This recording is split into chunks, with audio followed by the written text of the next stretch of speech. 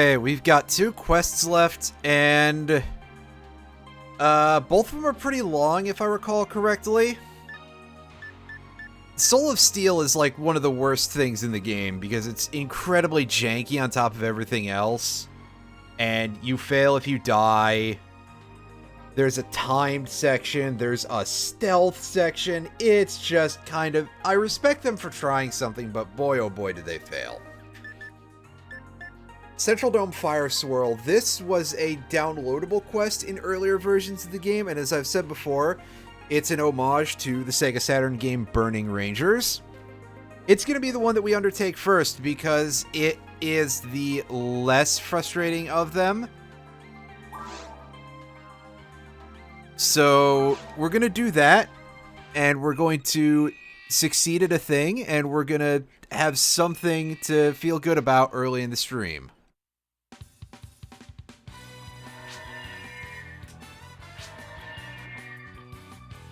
And see, we even get special music. I haven't heard this in a couple of years.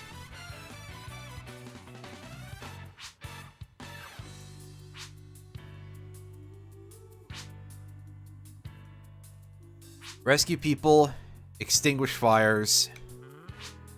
Gotcha.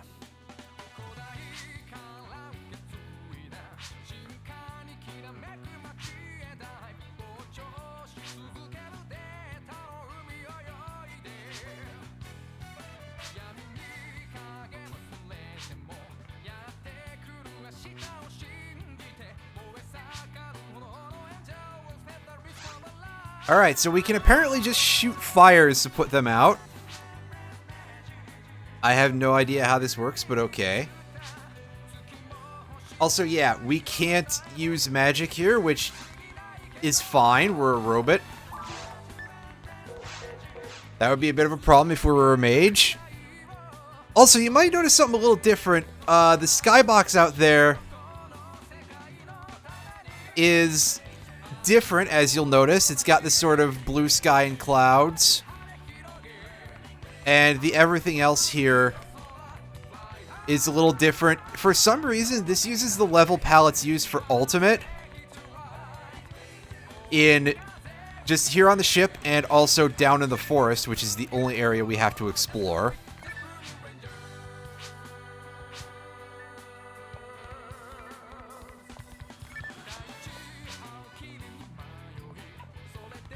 See if anybody has anything useful to say. And the answer is not really. But down we go.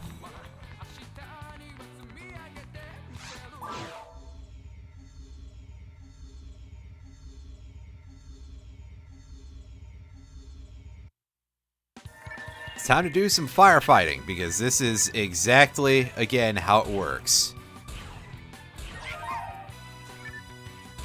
Also, yeah, when you put out the fires, I forgot about that. It makes a little Yahoo noise.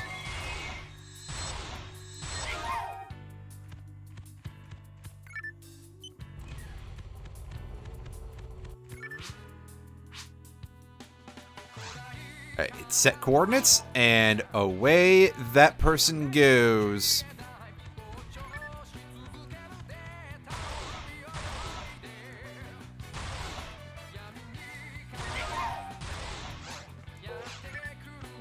As a general rule, the fires are going to be spaced out such that using our AoE weapons is not going to be super helpful, if I recall correctly. And then there's just this big log here. They're using some of the obstacles from, like, challenge mode and stuff like that, which is kind of interesting, I suppose. Alright, now here's a place where we want to take out the storm cannon again, in order to help do our thing. Because we're going to work on putting out the fires at the same time that we're shooting down these monsters. And of course, they're in crowds, so why not deal with things that way, right? And yeah, if you get too close to the fire, you'll take some damage. Don't do that. Don't touch fire. That would be a very silly thing to do.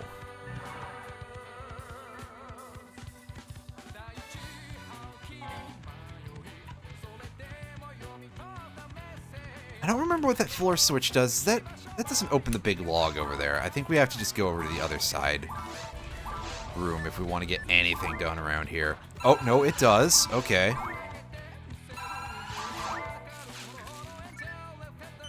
So let's just do that. I think that opens up the water tower thing over there, which is often described as a weather station or all this other kind of stuff. Oh, I see someone's almost dead over there. Fun.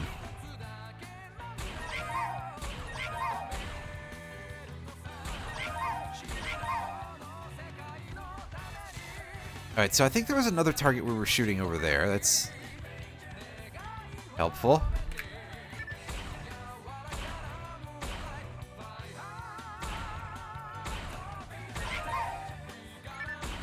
You know, I'm genuinely curious now about Burning Rangers. I've never played it.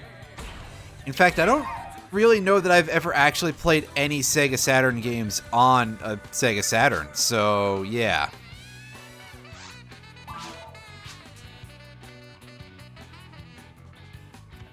I don't own a Sega Saturn. I would like to, but I would imagine they're not exactly cheap at this point, and literally the only game that I own for the Sega Saturn is, and this is not a joke, I own Myst for the Sega Saturn, and that's it. I got a copy of it, no case, no nothing, for $3 some years ago, and I was like, oh hey, one day I'll pick up a Sega Saturn, and I know that the Saturn is not going to be the best way to play Myst, but I'm going to want that anyway because I like Myst. Myst is pretty cool. I'm not afraid to admit that. What you got for us? Oh. There's still somebody here, I suppose. What do you want, buddy? Oh, that's it? Just... Huh. Okay. Alright. The door lock is open, and we can move on to the next zone. Neat. But yeah, then I just never got around to picking up a Sega Saturn, probably because I usually buy any of that stuff from actual stores if I can. Although I did order my SNES and I think my NES online many years ago. And I don't see Saturn, well, I haven't seen any video game type of stuff anywhere in the wild at all. The last time I went to any game-related store was at a GameStop, so that way I could pre-order the Battle Network Legacy Collection, which I believe I've mentioned before. I sincerely hope I have, because I'm really looking forward to that. And I mean, they're not going to sell the retro consoles in store there. You might be able to pick that stuff up, but if you want any of that shit from GameStop, you have to order it online. And, like, why would I do that if I'm going to go order things online? I'll find people who are selling them for real prices.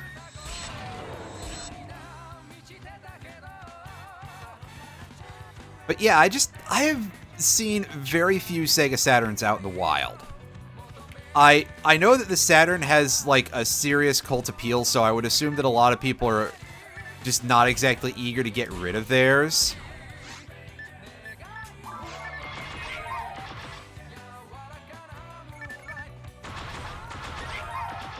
And that would explain quite a bit. Alright, we rescued that dude.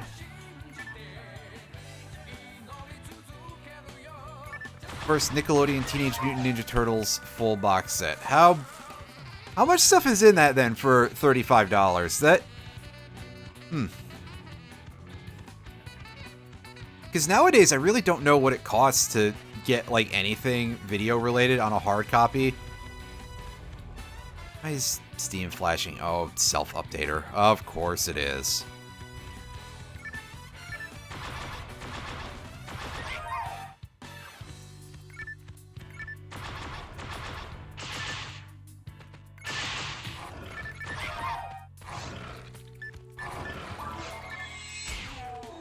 And of course, the other thing,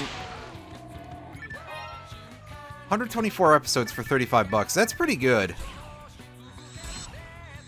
I mean, the other thing is that if you look at anime DVDs and stuff a lot, that will kind of give you a fucked up idea of what pricing for any sort of video stuff should be, because, oh ye gods, anything anime is just grossly overpriced.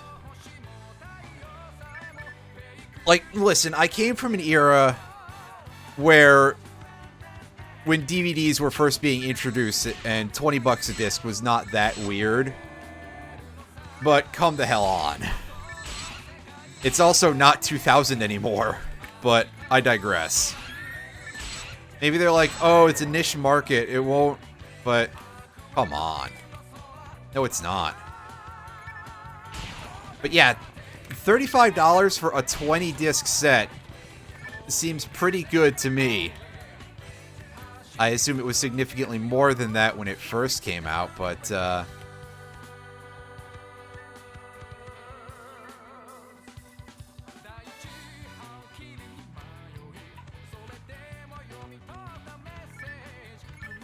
I mean, I suppose it could be something like that.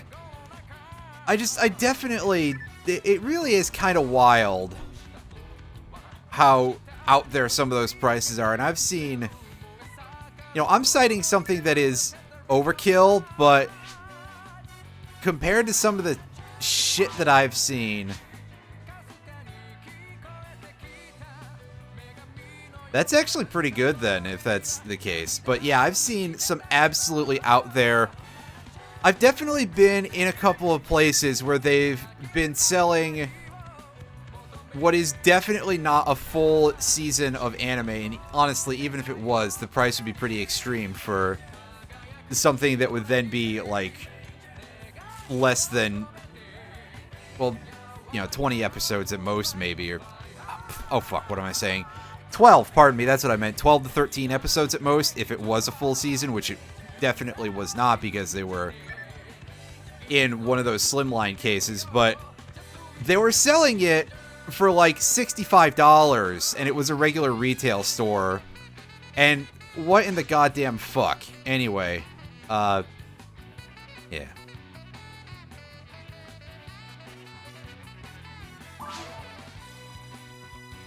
Bogard. Called Bogard. I didn't know that we already helped Bogard, but okay.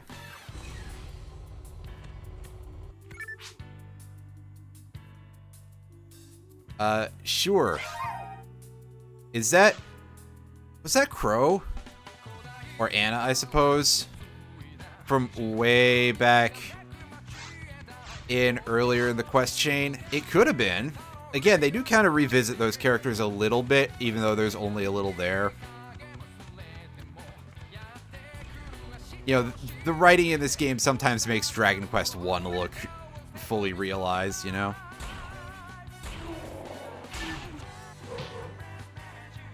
Right, if it's like a big anime series, I probably would be like, okay, yeah, $65. Like, if it was JoJo all the way up through the end of Stardust Crusaders, for example, I might look at that and be like, you know, 65 is probably on the upper end of what I'd pay for that, but it would still be a price that would seem vaguely acceptable. But this was definitely not for... And of course, I cite Stardust JoJo up through Stardust Crusaders, not specifically because it's something I would want to buy in the first place, but more because I actually know that it's as big as it is.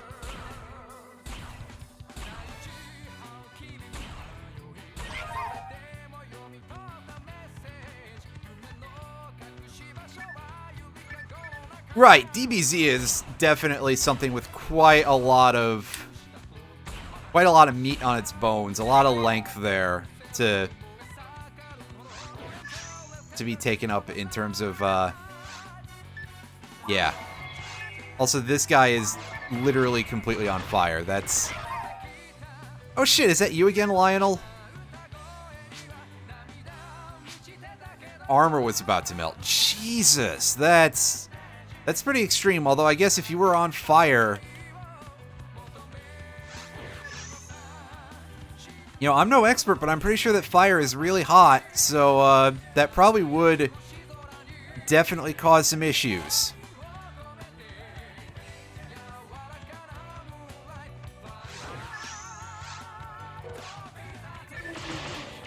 So in this area, I'm pretty sure that we can't snuff these fires out until we kill all the monsters in here, which is going to be the focus of my efforts here. But who knows? We may actually find out otherwise, because I'm going to switch over to the shotgun, and there's a decent chunk of spawns in this room, if I recall correctly. Although, keep in mind that I probably don't, because... Although I did play this semi-recently, that was like 2 months ago. Okay, no, it looks like we actually can shoot the fires out the regular way. But I don't have great memory anymore, so... Yeah. Okay, we can actually shoot the fires out. Clearly, it's not like, oh, we killed enough of the spawns to... So whatever I was saying before was wrong. Did we get the other one just, like, by happenstance? Neat.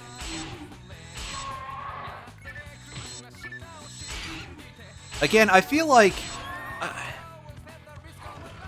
this is incredibly silly, but especially because using laser bullets on a fire, that shouldn't really be such a great thing, because, well, on top of everything else, I am certainly not a laser scientist, but I believe that lasers are extremely hot is, like, a big thing, because it's just, you know, radiating light, basically, in a very...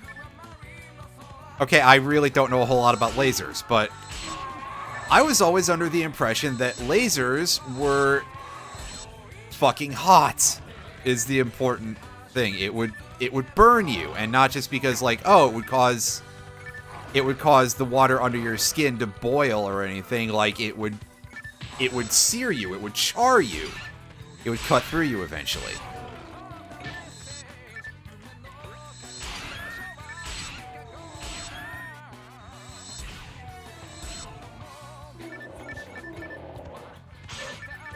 Okay, I need to dislodge myself from this gang of jerks here.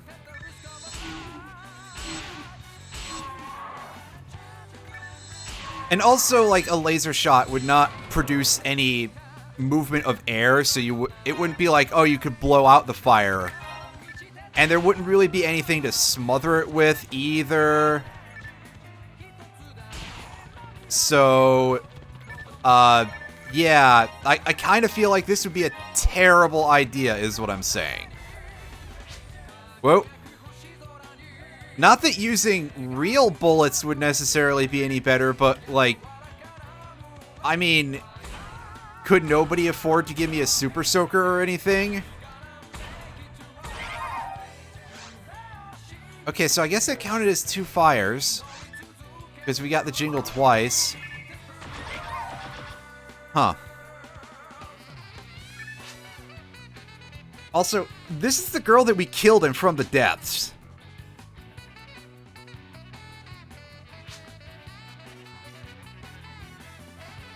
So rescuing her seems a little bit, there definitely was something quite bizarre about doing that, when I played through this to get prepared. Because I did this literally right after From the Depths, and it's like, oh, wait, didn't I just murder you half an hour ago? That was kind of fucked up. But that should be everybody, so... we are good to go. And the music changes. There's something that's a little bit more on the easy listening end of 90s pop. We should just be able to go walk back to HQ this way, and yeah.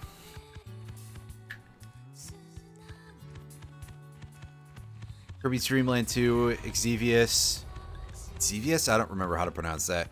Burger Time Deluxe Side Pocket. Interesting. Not a ton of stuff. I know that obviously the big one that people have been all about has been Metroid Fusion is coming soon or has come out for the expansion pack, which, again, I'm not really going to be a proponent of the expansion pack. So even then, like, it is good that Metroid Fusion is out there in a way that doesn't involve piracy. But I do still kind of cringe at the $50 a year thing. That seems a little bit extreme, but yeah, it's getting to be more worthwhile the more they add to it, so credit where it's due, I guess. I still think it's a load of shit, by the way, that the low stock of Metroid Prime Remastered, although, saying that, friend did send me a copy of it, and it did come in the mail today. It actually arrived a day earlier than we thought it would, and he is a generous soul for that. I'm very impressed that we've actually managed to find hard copies of it at all, even. And I think there's something very funny to me about the fact that he ended up ordering them from a Walmart, because that's where he was able to find them. Instead of like, oh no, we don't have to go into a video game store or anything like that. Nope. Fucking some random big box store.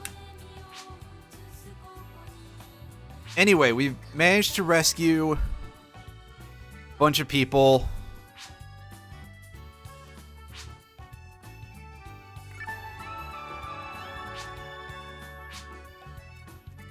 Only one of them suffered any... Wait a second. Isn't there more to this quest?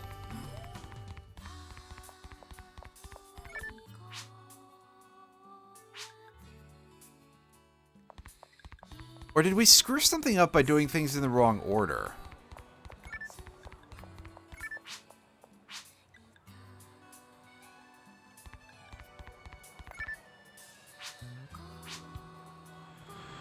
Well, I don't know how to do anything like that for you, dude, but okay.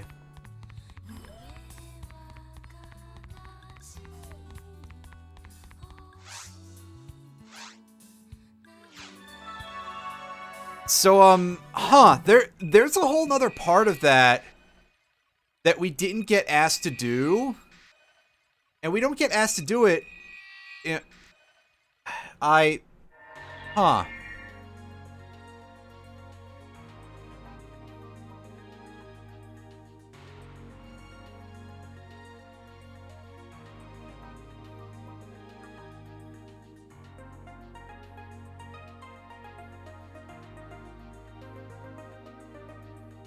Okay, so did we...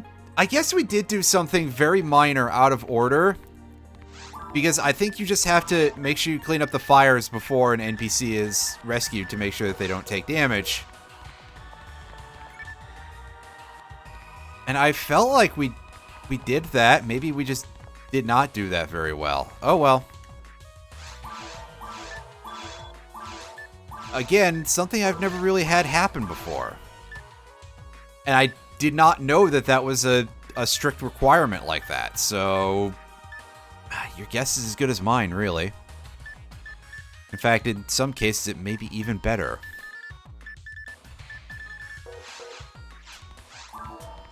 I was just checking to see if there were any items in there of any real importance. And so, let's go and round off the quest tree with probably the most frustrating one of the bunch. Soul of Steel. Oh boy. Oh boy, I don't like this. I think that before I beat this, before I I came in here to do this, I've only beaten this like once or twice. Because it does not function very well. Giancarlo Montague, remember this guy? Yeah, I think we all kind of do a little bit. A literal clown mage here.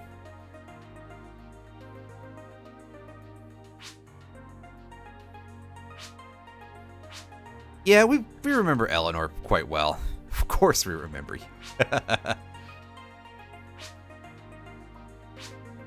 I mean, it's only been a couple of days in real life, so...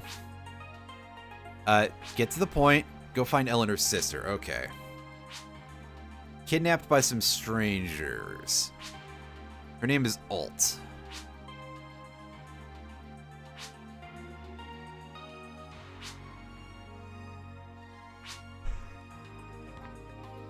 Oh, wow. So they both joined our party and they're both level 80. That is pretty big, actually. I got a bad feeling about that. Military unit works as an operation underway. By the military and hunters.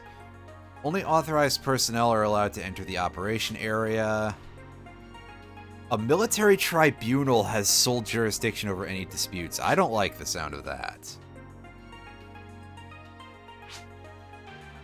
Can't protect you from the military. I mean... I think I can handle that myself. Looks at the freaking plasma bazooka I've got.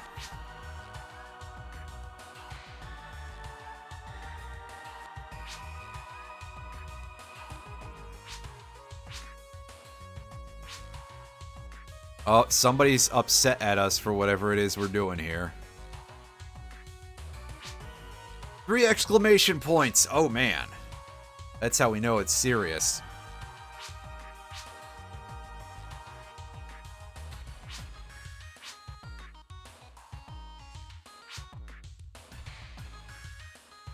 Who's this dude?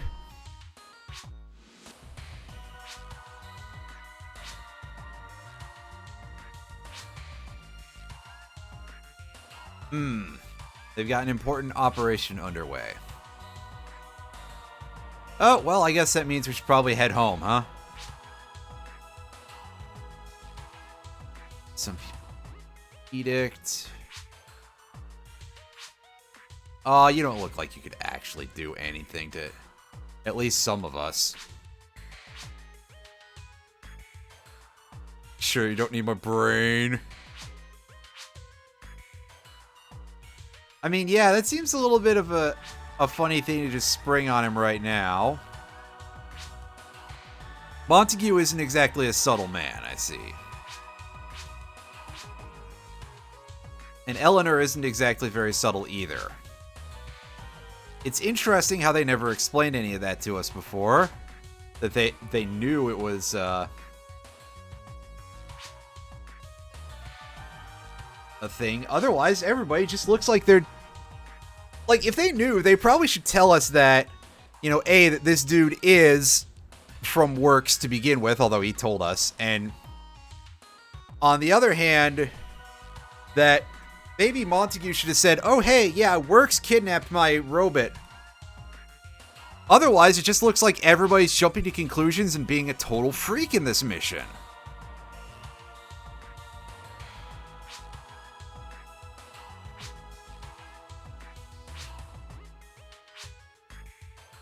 Yeah, I got a feeling that it's going to be a little bit of column A and a little bit of column B, huh?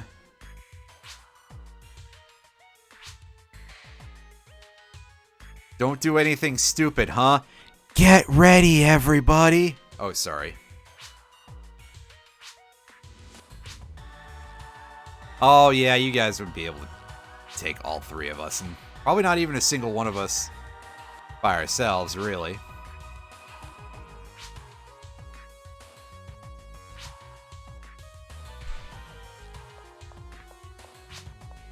Huh? What's the deal, Eleanor? Yeah? Well, I mean, that's why we're in a party of 3, right?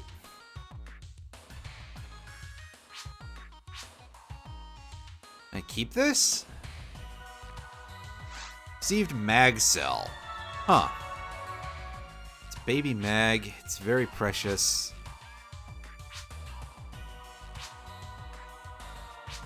Oh, so you think it might be like a radar thing? You don't know for sure. You're gonna be here with us the whole time, so relax. Like, you're acting like you're going away, and like I'm confused. Anyway, yeah, other NPCs don't want to do anything with us. And this just says it's a mag cell received from Eleanor. Thanks a lot, game. Speaking of mags, we can feed ours a little bit more dimates and go get ourselves... Oh, yeah, we need money first. Right. Well, we're going to take... Not like that. We're going to... We should probably use the D-pad to control this. We're taking exactly 900 to go buy the supplies that we need. Excuse me. I'm a little congested today. And we're going to try and not die here. I have a feeling that that's going to be a bit rough. Is there a mono grinder? Yes, there was. Well, I'm going to go pick up that mono grinder also because, dang it, we're probably going to end up putting those to use after we're done here.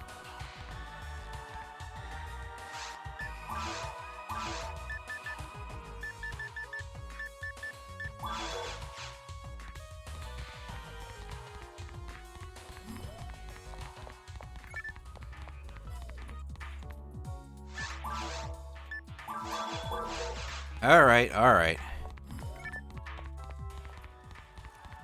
I wasn't expecting there to be any item management here, but here we go.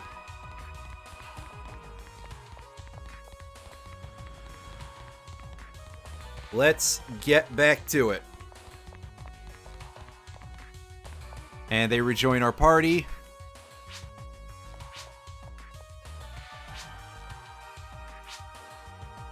We're all such total morons. Yeah, Montague, you sound like a real winner of a person here.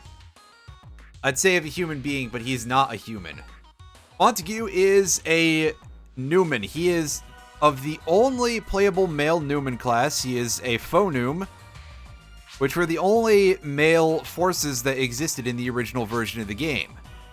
Something I don't think I ever really got to mention is that it took until, I believe, the GameCube version for them to add the Hucasil, which is the robot girl hunter, the melee robot girl, or the Ramarl, who is the ranger girl human, or the Fomar, who are the human male mages. And those were added. I don't know why they added them like that late on, but they sure did. Probably just to have a little bit more variety in builds, although, honestly, some of them aren't that helpful in that regard. But whatever.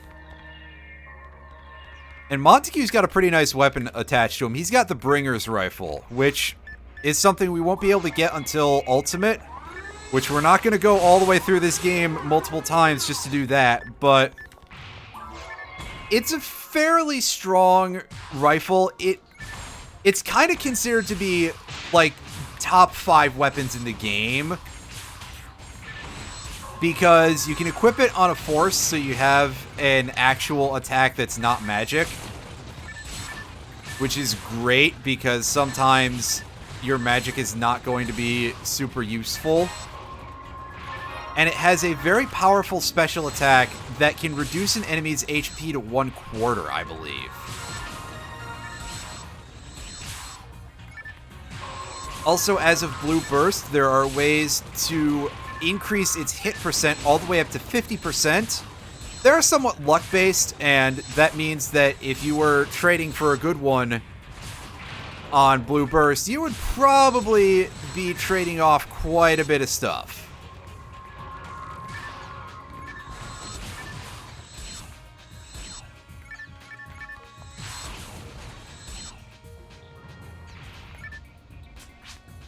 Well, that was a bit of a boring encounter.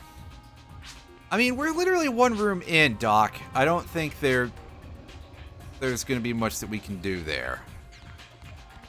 But alright, Chief. Ooh, defense material. Yes, don't mind if I do.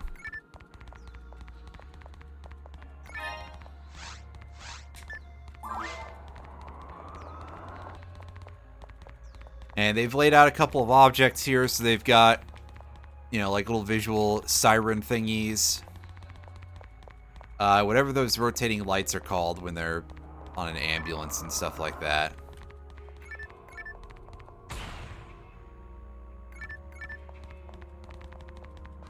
We got a computer over here. I don't think this is of any use if we try to check it. Support target M01UL is being displayed. The computer is locked. Huh. I was gonna say, does that do anything in the quest board? I don't think it does. Yeah, this is just a diversion for crates. That's fine.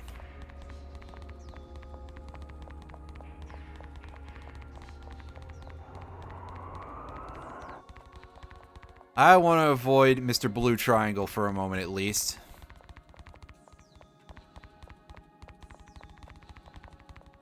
As we go over here.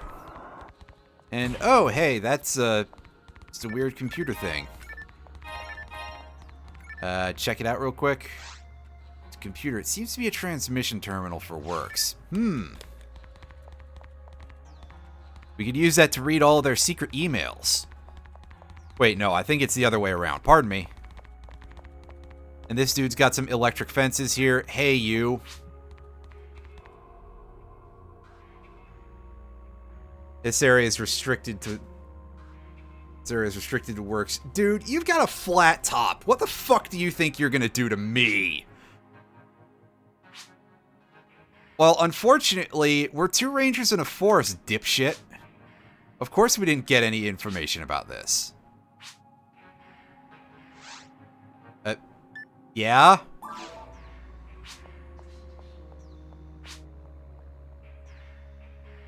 Dr. Montague walked off for some reason. Yes, I think you will. Yeah, we'll continue working underground. Hey, what if we just never leave? We can regenerate HP. It'll be fine. Mr. Now I'm really mad! Alright, Montague is checking out the machine here. What's the deal, buddy?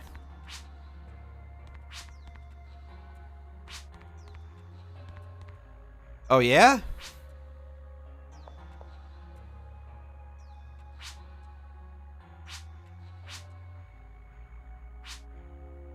Hide in the next block where the soldier won't be able to see us.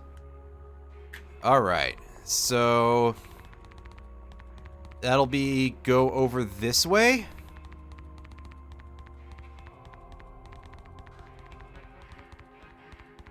As you set up a thing with a little bit of a time delay to ping the guy. The area that we're about to enter is controlled by works. Once we enter, we can't go back out. This is an important thing to note. I believe you cannot telepipe out of this area, and if you die, you're up shit creek. You can't go back in because you're not able to do this.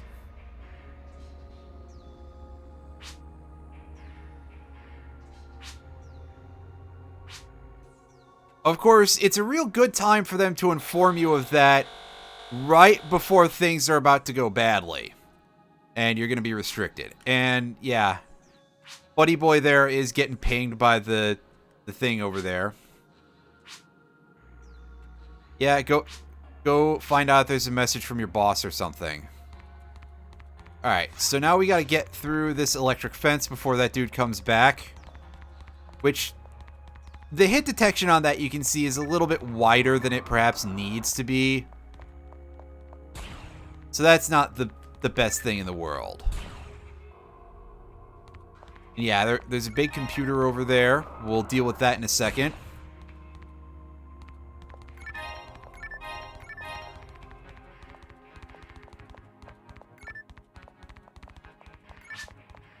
It looks like interesting data. Yeah, let's see what they got going on here. Let's find all their porn links or something. I don't know. Whatever we're doing here. No, it doesn't apply to us right now. Okay, so it really is starting to sound like pornography. Oh, good luck. Being accessed by 3 automatic computers. Each one kept an eye on the others and maintained balance. Secondly, the AI names of these autonomic... Autonomic? Is that a word? I don't think it is. Well, now I'm curious.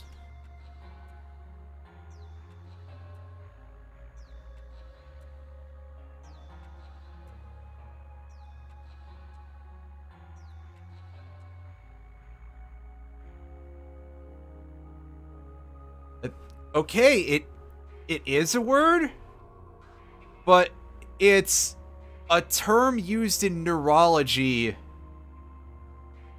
meaning that they act involuntarily. It does not mean autonomous. So, good fucking job there, translators. The AI names of these autonomic computers were Callus, Volopt, Olga. So, again, sort of tying the plots together a little bit. We saw firsthand what the deal is with Volopt. Volopt went crazy and hijacked a machine and took control of the mines. And whatever. Callus apparently got hacked by dark forces. And also sort of turned into ChatGPT boyfriend for Ellie. And Olga. Olga is the third computer that we haven't seen. Olga is the final boss, basically, of episode 2. Is that Olga adopts a body and basically turns into Dark Falz number 2. So, yeah, I guess it kind of makes sense that they would all go crazy if none of them were watching each other. Access logs show that the first 2 were located in this facility, but the last one, Olga, has no logs after that huge explosion occurred, because it's somewhere else. You can't trace it back from here either. I believe that the route was actually closed from the other side. Basically trying to set up a sequential plot here.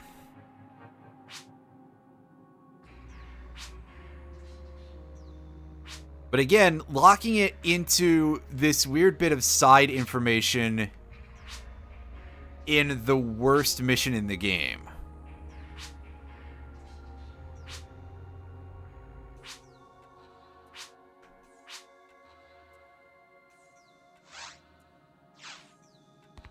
I think the mag moved. Let's take a look and see if it says anything different. It seems like the mag cell is getting bigger. Huh. Interesting. That could be potentially rather ominous. Maybe it knows that it's feeding time for our mag, and it wants food also. Unfortunately, we can't do nothing about that. Meanwhile, these 2 goons are going to be staying behind for a bit because I'm pretty sure we're getting close to the stealth section here. Oh, we can't even talk to them. Well, damn. Nothing for us to say. Oh, hello. Ooh, felt a little bit of rawness in the voice there. I did not remember those fireball turrets showing up. I knew they existed and all, but I didn't realize they were in this mission. Okay, so we should be able to go get some free crates if we go this way.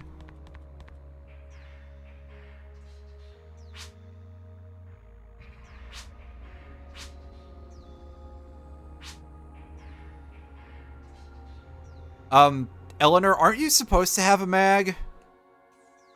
What's the deal? Carrying a baby mag inside your body. That's a thing. It's very important. It could possibly change the world as we know it. This will be very dangerous, so you need to be careful. The baby!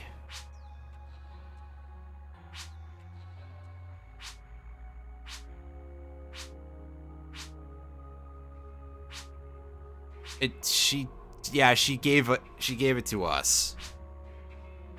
That's...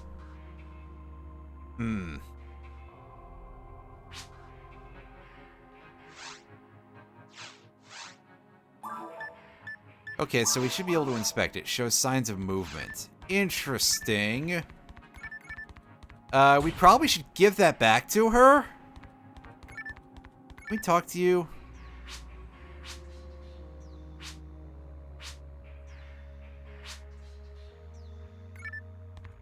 No, we haven't found her yet.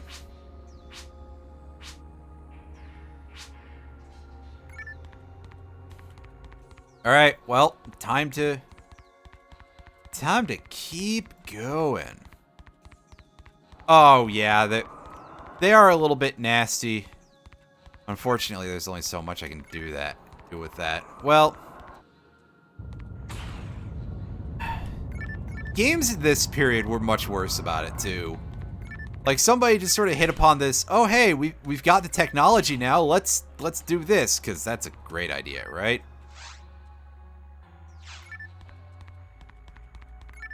And a lot of, like, flickery effects, too.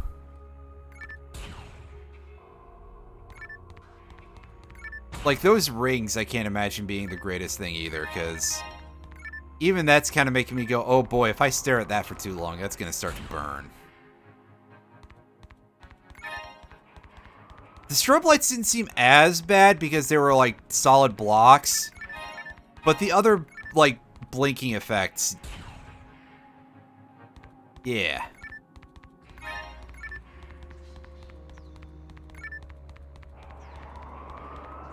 Oh, hey, this area is walled off. Alright. So I guess we're gonna go walk into that ring there.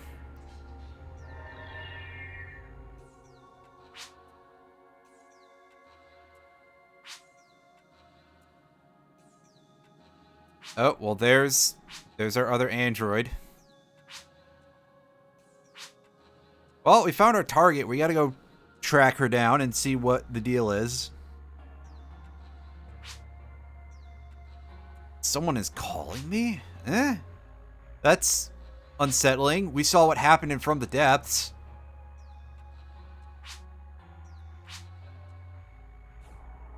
We'll go to her?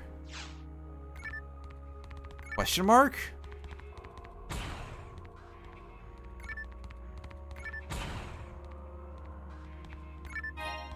Oh, fuck. Yeah, she got too far away from us.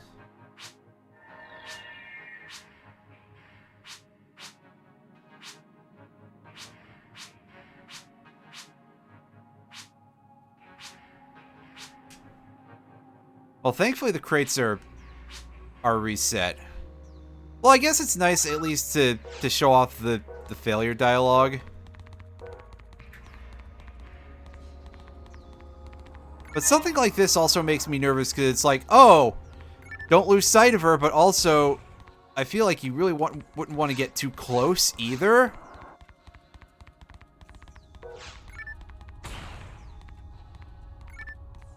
Yeah, ignore the side crates here.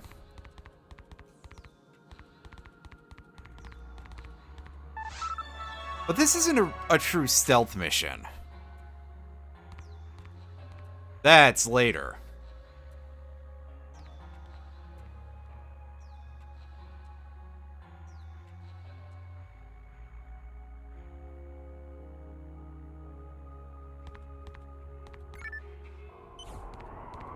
And somehow she just walked through that door without it opening the regular way. So that's... Huh.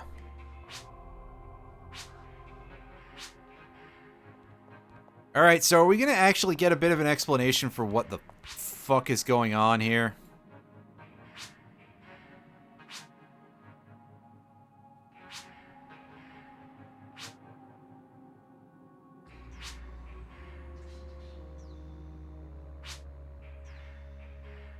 This isn't like you at all. Oh, I've got a bad feeling about this. Huh? You've said that before. Someone is calling me. From the edge. Oh yeah, this is the sort of thing that was going on in From the Depths. I almost said Dark Depths. That's not quite accurate. You don't say. How? How do you stop her? That... Not like that, that's for fucking sure.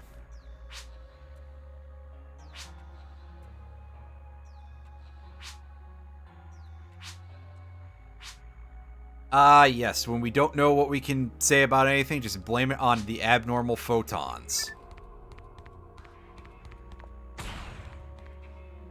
It's great sci-fi writing when you have a wizard did it as your excuse.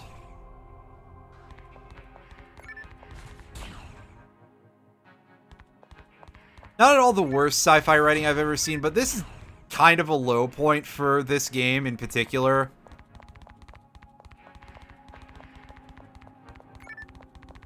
Like, a lot of the rest of the game is really just fine in terms of the writing. In fact, some of it I would say is quite good. But this, yeah, this really is just like, wow, could this be the work of an enemy stand? And it's, well, actually, come to think of it. Yeah, it could be the work of an enemy stand. Also, we gotta solve the problem through card games somehow. Wait, what? Security seems to be much tighter here. Well, I think that means it's time for me to get out the minigun and just go to town.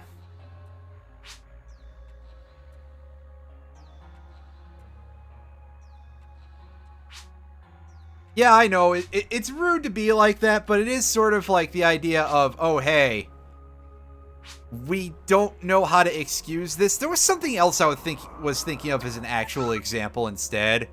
Unfortunately, I forgot. And a very large percentage of my time really is just spent thinking about JoJo's Bizarre Adventure. So, yeah. Okay, I guess we get little, like, bits of beeping to signify if we're potentially a little bit too close to one of the security bots.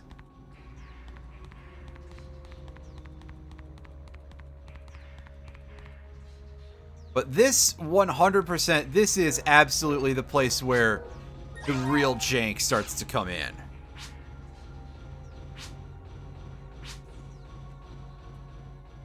Again, we can take these dudes. I mean, we are very, very much just armed to the teeth here. It wouldn't be a problem.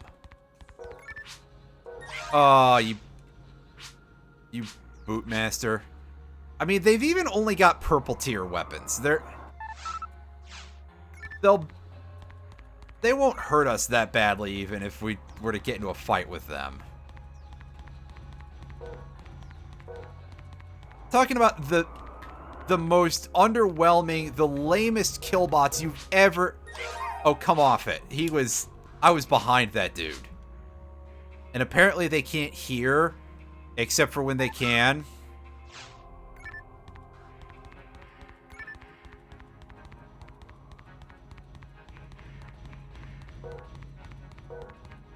Apparently the guy was unimpressed that I explained that he was worse than the killbots that Zach Brannigan sent wave after wave of his own men into.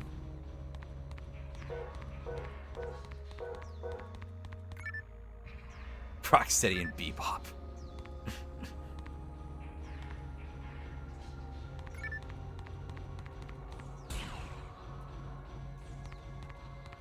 We're going to back it up a little bit here. I think this room is... Oh, no, never mind. I was going to say, I think this room is completely safe.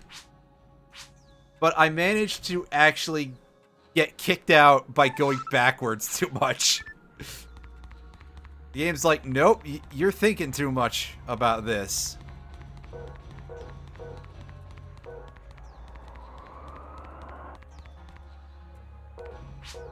Huh? Okay, sure. I got like an inch out. Yeah, needless to say, this is a little bit rough around the edges, to put it nicely. This is the prime jank.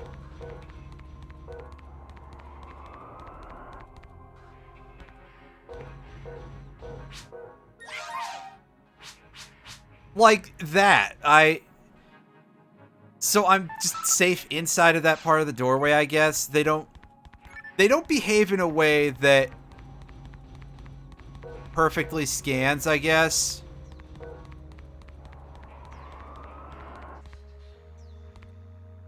Alright, so don't walk past that line.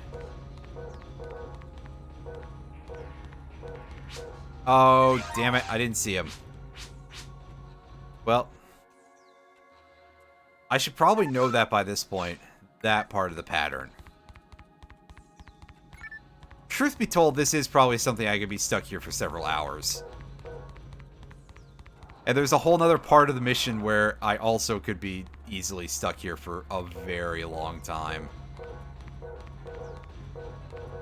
Well, not here, but here. Listen. Or don't.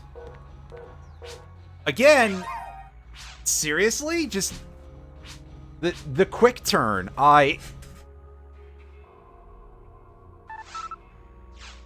I've gotten that close to that dude before is the thing. At least I'm pretty sure I have. So that's why I'm just like, WTF the fuck?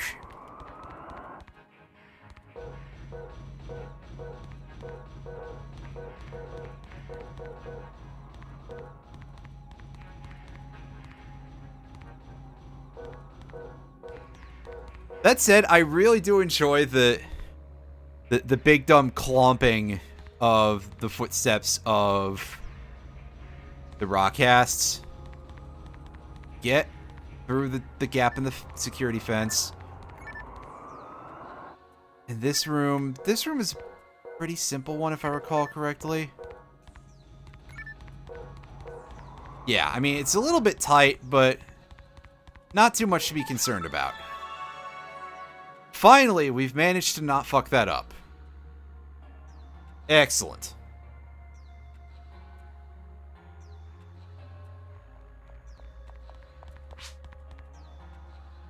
Alright, so they're somehow safe? They didn't get in any encounters? Did they just blow the heads off of every other one of the androids?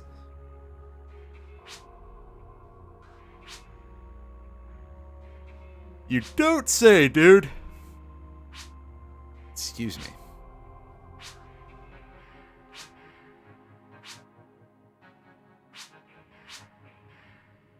Oh, rebellious daughter. Everybody goes through a phase like that. Want to evolve? Oh. Never mind. This is some creepier shit.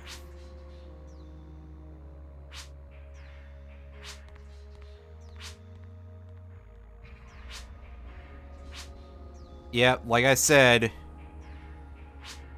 it's very much a situation like the one in From the Depths, except that this time it's one very specific robot who somehow got Dark Falls despite being on the ship, which has me quite worried about the security of folks on Pioneer 2, if that's the case. A defense material. I will gladly accept those all day and possibly even every day.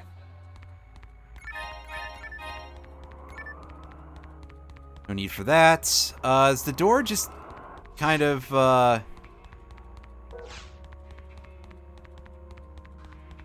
because it appears to be switched off. Okay, if we get close. Here we go. Here's a cutscene.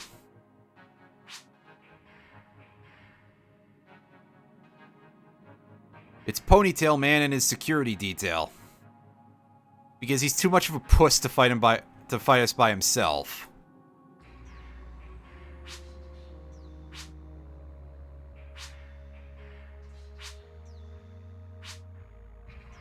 Ain't got no respect. Oh, I'm sure that you're the one who's gonna get toasted, buddy.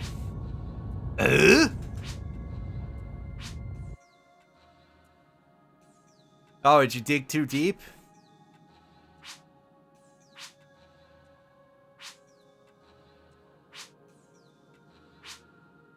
Oh, they're getting here pretty fast.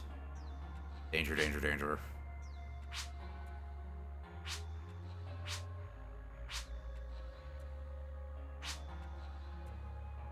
Well, it's because you guys aren't good at your job.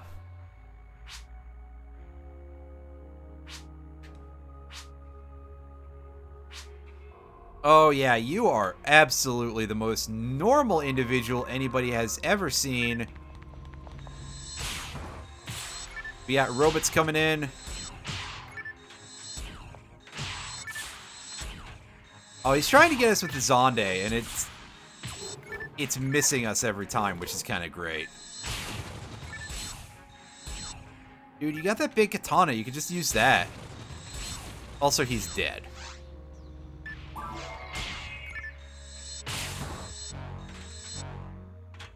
Oh, that clonk was satisfying.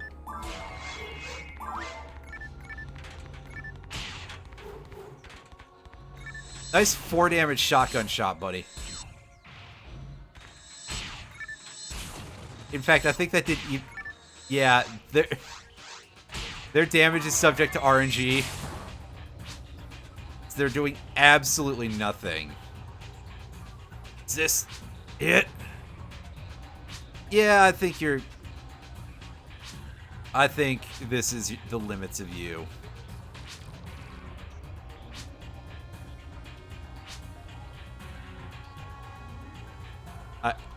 What the fuck, dude? You're gonna blow this place up? Ruins Works Terminal, WMC. Oh, God. That's a sound, alright. Get to a designated shelter. Oh, Jesus. We have 20 minutes to do this. That's... I don't like that. I think that's less time than we had in normal, so that's great. Alright, shut up. Yeah, we're about to get blowed up, dude.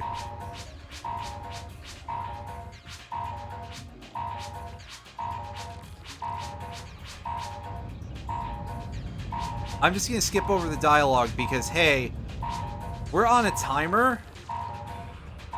And we probably should be hustling. Because, yeah, we're going down to the Ruins 3 map from the depths, and we have to go turn off all those laser walls.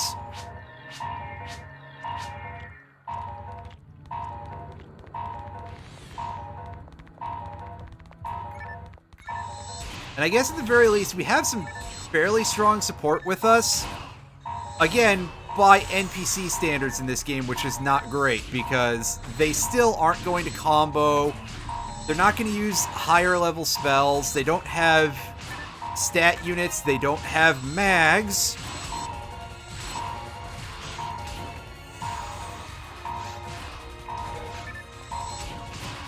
They're not very impressive, to say the least.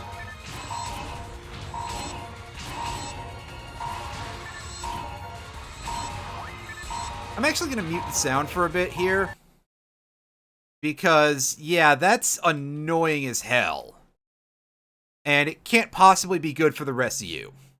I also see it, like, spiking the volume on that side of the desktop audio source quite significantly. So, yeah. Let's not have that in the game any longer. We've heard what the timer sounds like. It's not going to change. And it's going to go like every second or so. And ultimately, nobody's going to be happy about it. Ouch.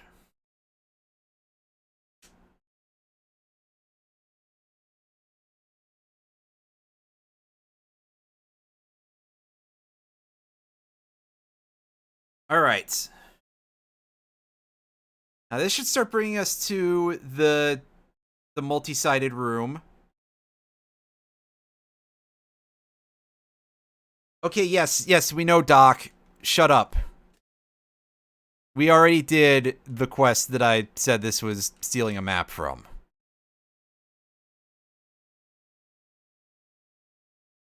Now let's take a shortcut here.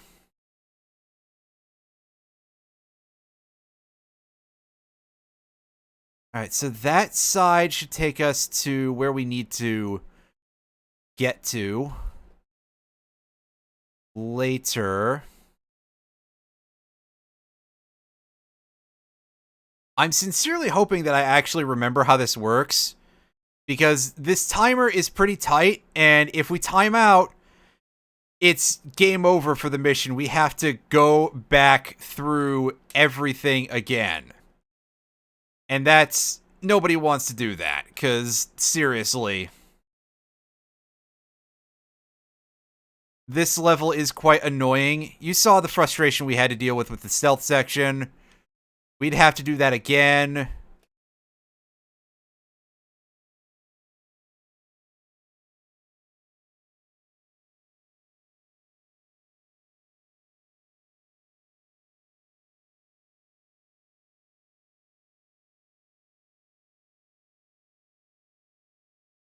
Alright, where's our... Ah, goody, goody, goody. We got a Chaos Bringer. We got no time for your plasma shot. He was getting pretty close to popping it off, though. So, credit where it's due, I suppose?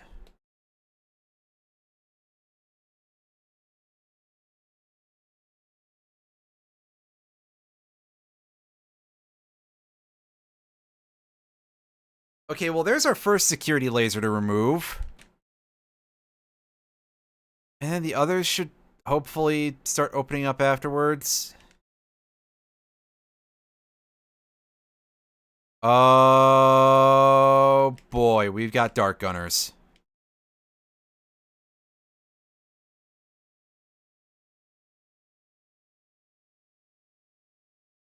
Well, again, at the very least, Doc has his fire magic that he can use here to help speed things up, which is a great tool for expediting things. And he definitely seems to know it. So, hey. Again, credit where it's due. Oh god, it's on a timer. Oh, that's the dirty fucking trick here. Oh boy. Right.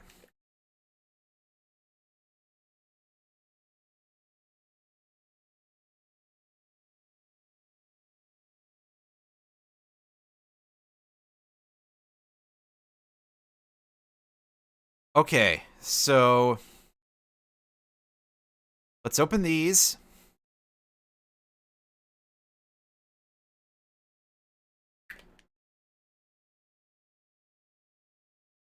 And go this way. We're entering the menu so that way we can ignore everything on our way over to where we need to go.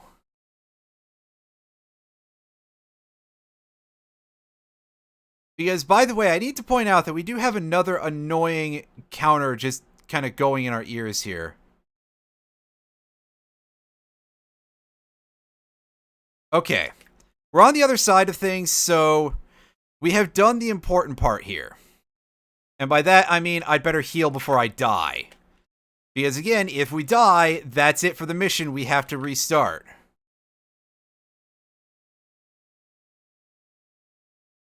See, even Montague's using his healing items.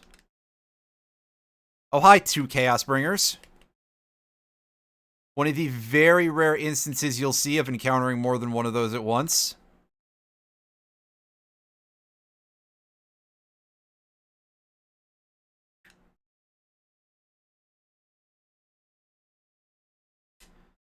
Let's see what this thing is all about, huh?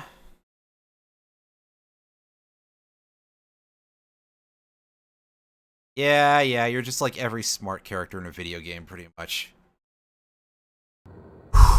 Emergency program has been canceled. Okay. The beeping is over. We managed to get away with that in pretty good time.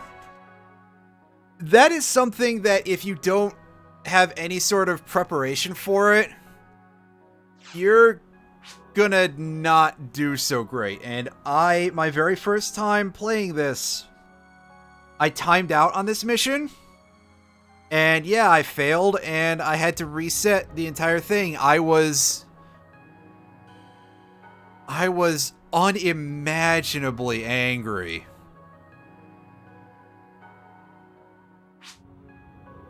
another program hidden here, huh?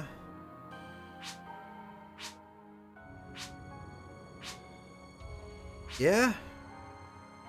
That's why it was alt, so it means this...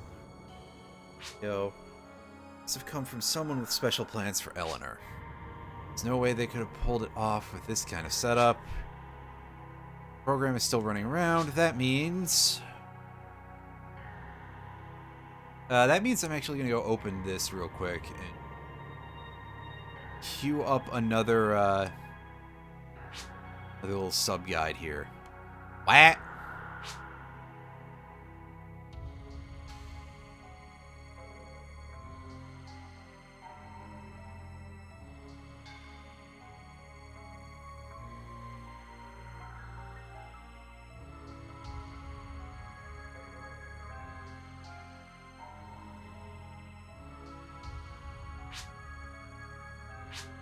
You don't say that they had this all planned out. I don't want to be too mean about it, but on the other hand, jeez.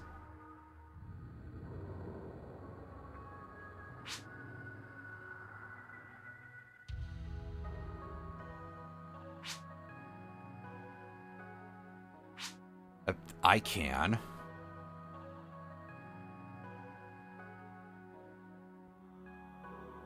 Self-destruct program to release Alt's power, huh?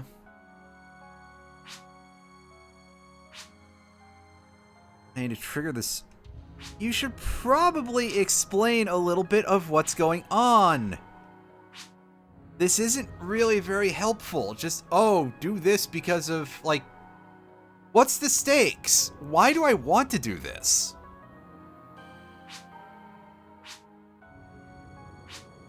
Okay, I guess he did sort of explain that, but... Like, is it a bomb or something? Answer is pretty much, yeah.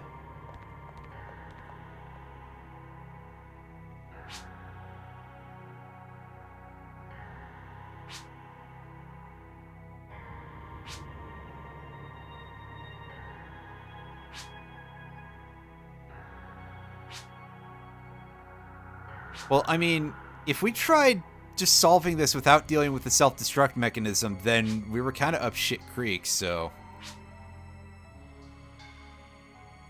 Her body is heating up. Well, is she going to turn into fire again?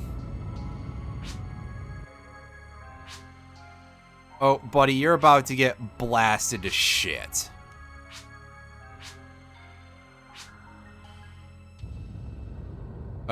Rut-row.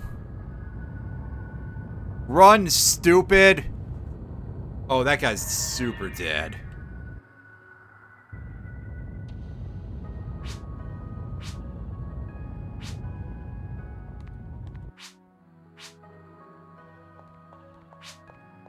Oh, there she is. She doesn't seem to be paying a whole lot of attention to you guys, huh? Seems like a bit of a problem.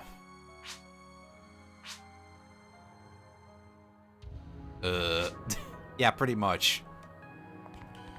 Okay. Does this do anything if we try to press it? Not really. Okay, so now for the other part of the quest where we can just be stuck for a very long time because I'm not completely sure how to make this work.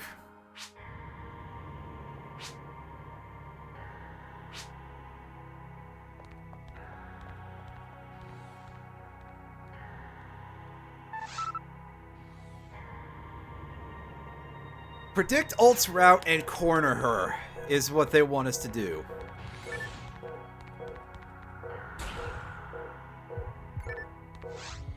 And it's making that beeping noise, I guess, to indicate that somebody is close.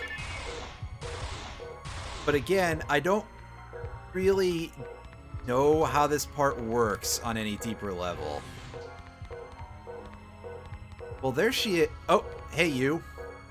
Did she just walk into us? Did that complete the mission? No, because I think she just teleports away. Yeah, we have to So we have to get her between ourselves and one of the NPCs.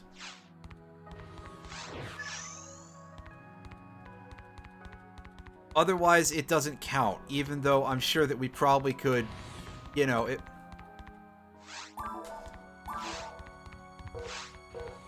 Again, if this was PSO2, we would basically just knock her the fuck out, and we would be done immediately because we could just, you know, do action hero shit, basically.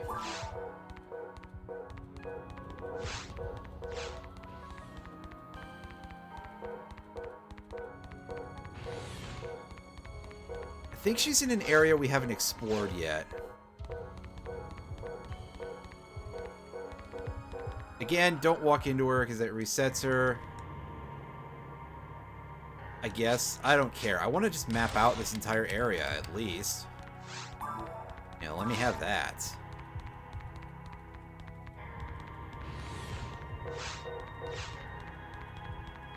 Or is this what we're supposed to do? Okay, yeah. This is the trick. We have to corner her in this room after we reset her. Oh, I was about to say, I'm expecting a scene where they run into each other comically.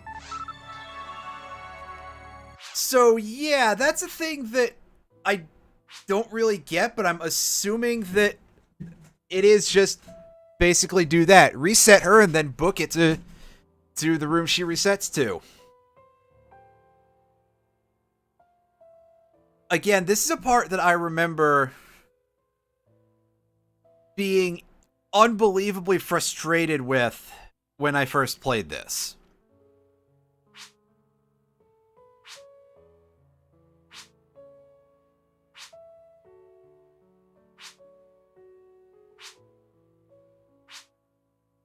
What's going on again? Oh boy, we got the particle effects.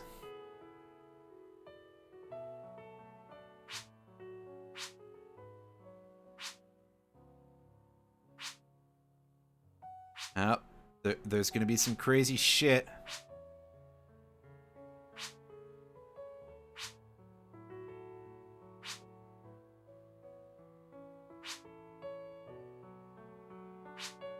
She's about to explode, I guess. It will explode. Wait, pardon me. Oh, Half-Life, Full-Life consequences. Boy, Doc, you are so lucky that you can just back up androids' brains.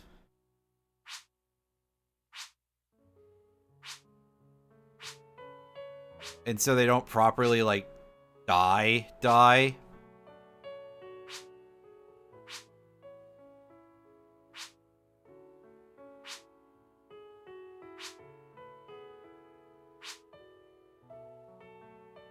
Oh, that's actually kind of sad.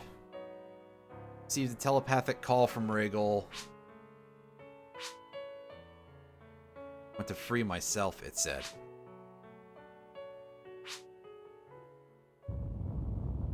Oh boy, I'm not sure that that's a great thing to...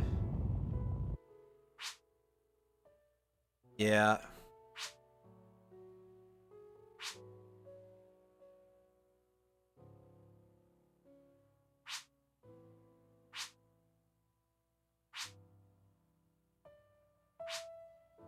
It's like a creature that thirsts for blood. Oh boy, that's...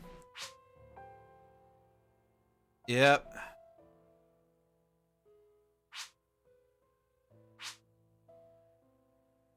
Yeah, I mean... Did she go outside of the capsule beforehand? Or can Dark Falz just for some reason communicate specifically with her from that far away? Because it seems like nobody else on the ship has gotten gotted yet until they reach the planet.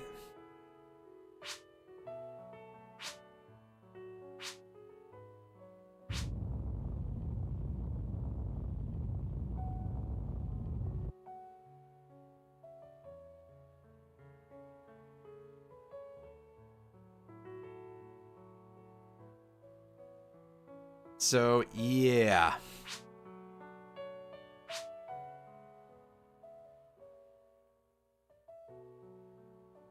That's cute.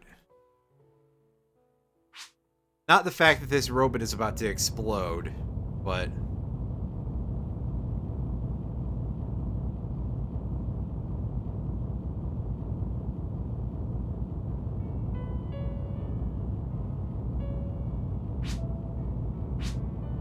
Okay, so there's just a bunch of places where we kind of need to, like, mash through properly. And my brain's just like...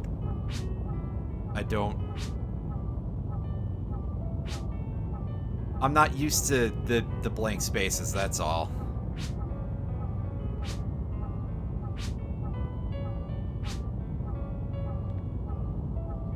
Oh, there goes the particles in the air going crazy.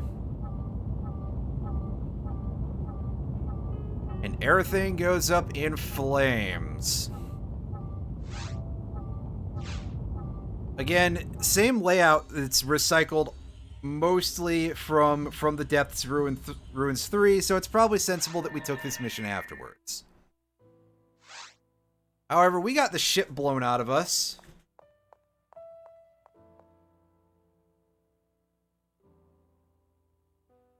I think she's dead. But okay. So that was kind of a fever dream.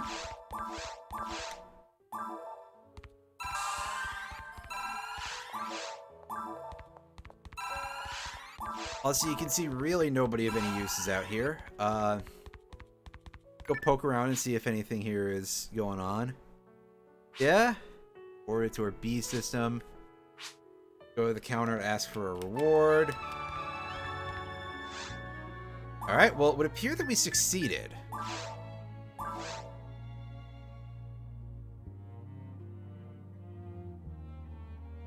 Go on before we check out of the hospital. Eleanor is okay.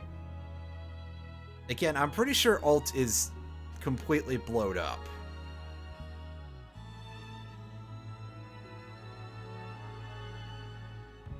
Okay, well, I guess that's it. The mystery man returns to the ether, and we don't have to think about him ever again. Unless we want to convert monster parts to weapons, which the only monster part we've been able to obtain this whole game turns into a weapon that we can't use. So, fuck it. And by the only one, I mean... there were others, but they were lost due to save file problems. Anyway, now that we've completed every quest, we can go back and replay previous quests. Very useful. But not something I'm going to partake of at this juncture. Hey, we got our mag to level 170, so I got to the goal that I said we'd probably be able to get to by the end of this playthrough. But with that out of the way, that is, in fact... meaning that we have exactly one thing to do now. And that is crawl through the ruins and get our shit kicked in by the final boss. But before we do that, let's go ahead and let's do some weapon upgrading. So... grinders. These are what we're going to use to buff up our weapon stats. Give me just a second here.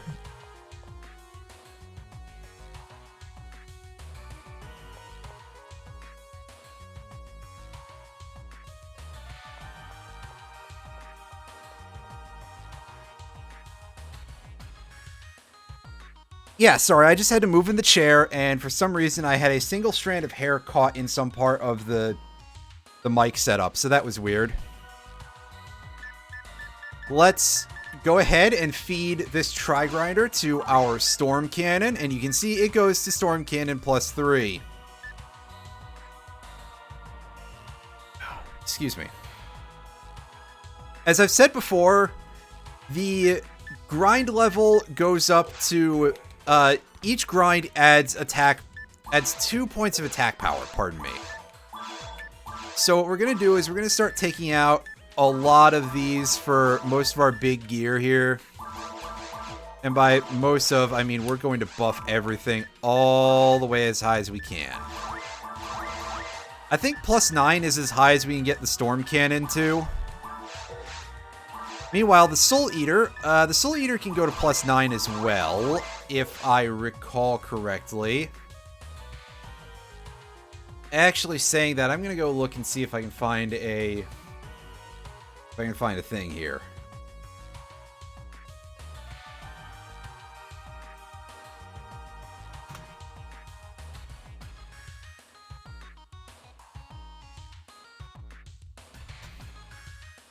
And double check. Yeah, okay. Soul Eater maxed out at 9. Oh, the cannon has a max of 15. Pardon me for what I said earlier. I was very, very wrong. So we may be maxing out just like a couple of these weapons, really.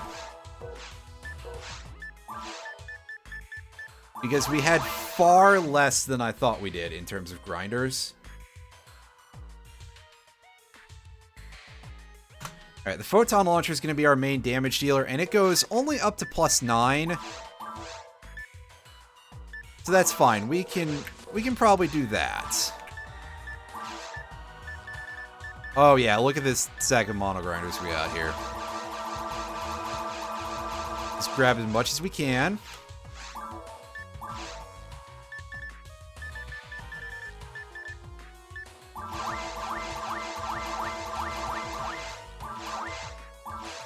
Alright, and that's maxed out. Maybe the Vice for our next choice there.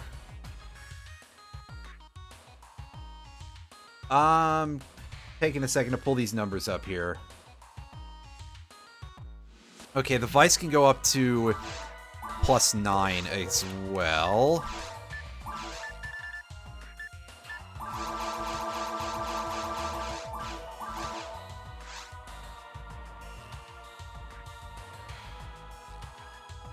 The DB Saber goes up to 44? What a weird number. Huh. Well, we're definitely not going to complete that one.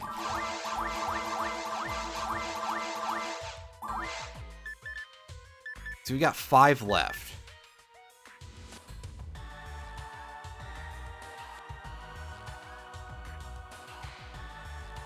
And to be perfectly honest with you, we don't really use the Slicer of Assassin that much, which has a max of 12. Hello? There we go. Alright, so we'll buff the DB Saber up to +5 here. Because we'll probably have some good use for it. But that will do us for our grinds, and I'm going to go check the shop and see if there's any gear upgrades we can purchase here that we can actually use anyway. Yeah, none of the resist units we'd even want either. And again, we could force refresh the shops over and over in order to try and get more mono grinders to show up, but that seems like a huge waste of time. We're not going to do that. We're just going to go ahead and we're going to move along with attempting to complete the game.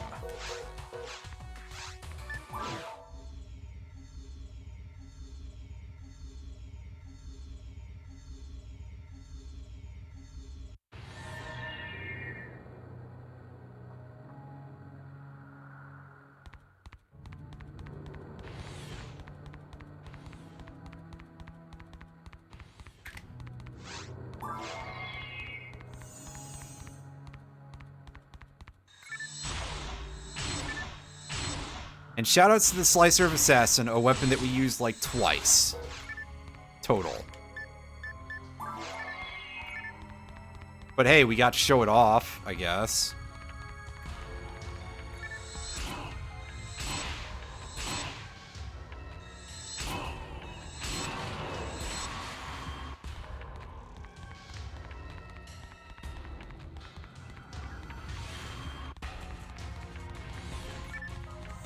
Oh yeah, we gotta remember to read the units here.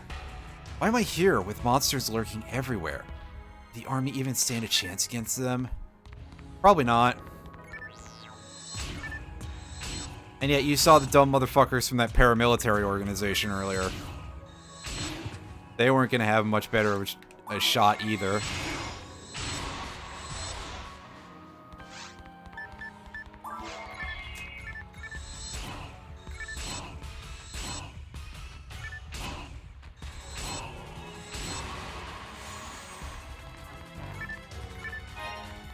Didn't need that.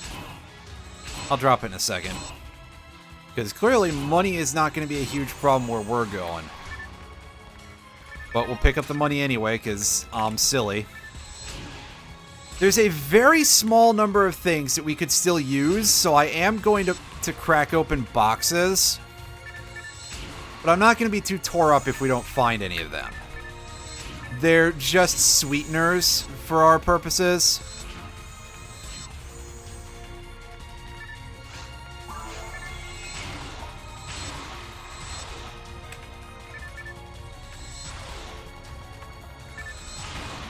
Oh, that end lag on the photon launcher is pretty gross.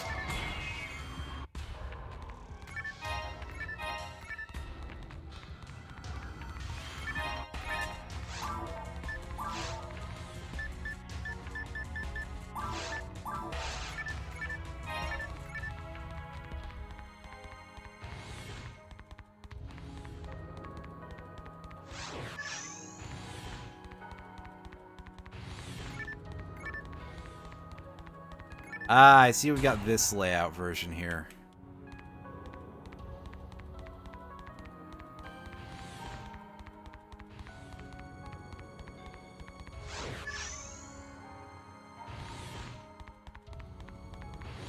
And yeah, we didn't pick nothing up, but here's some more monsters to give us some trouble.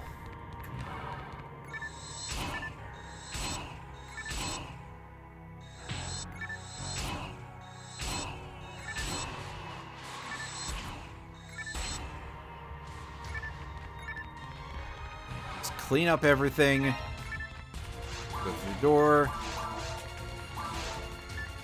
Oh, that's not the item I wanted to feed, but I guess the monomate is probably going to be less useful to us than the dimate.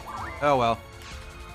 Because those are still basically full heals. I believe they're exactly 300 HP, which means that technically it won't fully heal us anymore because we're at 302.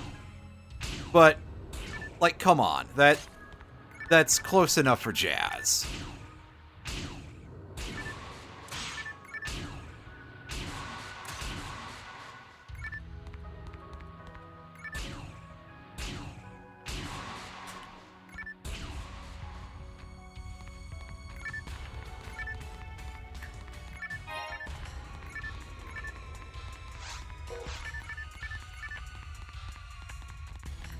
Bring him in and knock him down.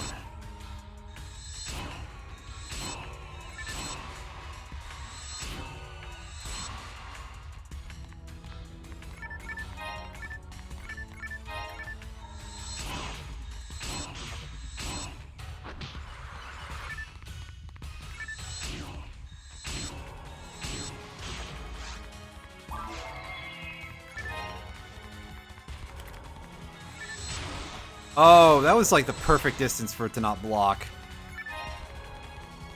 Either that or it was too busy sliding into position to block properly. I can't move. What a horrific trap. I wish I had a friend here. As I just think about every time I get caught in these traps in missions and I didn't get any assists. Wreckage! These weapons are from Pioneer 1. They must have already entered the ruins, and from the looks of things, fighting went on. It must have been a big battle. It seems our army was hurt badly. Oh, these random chunks of metal are identifiable as Pioneer 1 weapons. Hey, everybody, get a load of this flaming wreckage! Wait, sorry. Hey, we'll get to find out some lore about the big hole pretty soon.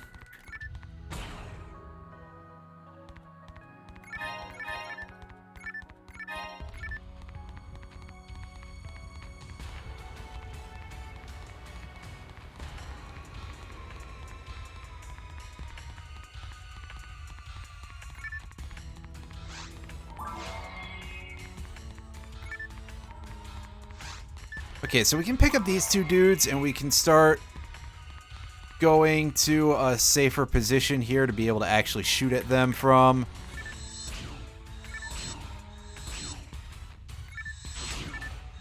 The end lag on that combo is gross. Ouch.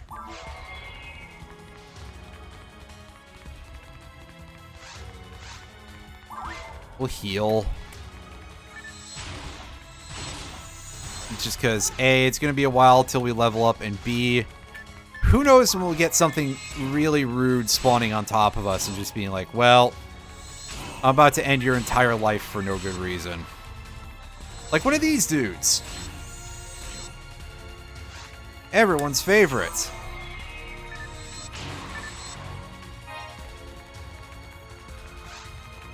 Alright. 5 claws. This is not the one that spawns a Del Saber, right? We've already fought all the ones from this location, right?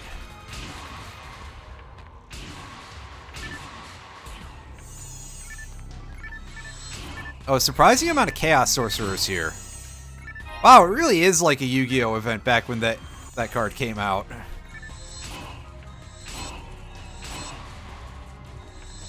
When pretty much everybody was playing Chaos Sorcerer, and then what? They were probably playing 3 of it, and then once it dropped down to 2, they were playing 2 of it. Chaos Sorcerer has had quite a history with the ban lists, if I recall correctly. Just an ever-present staple. Frontal attacks against Del Sabers are ineffective, so don't try it. Go around to its back. Yeah, good fucking luck with that. But we have seen the other thing be true. I mean, yeah, it's just, wow, the density of them here. What is this big hole? Looks like remnants of some type of energy explosion. Energy? Was the central dome destroyed by this? It's hard to say for sure, but it's a big fucking crater apparently.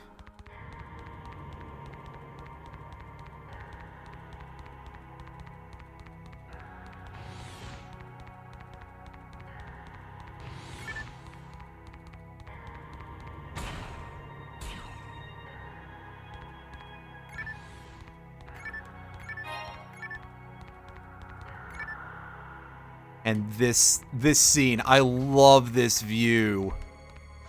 I can see a distant view through this window. The ruins are huge. I would never have imagined such a great civilization.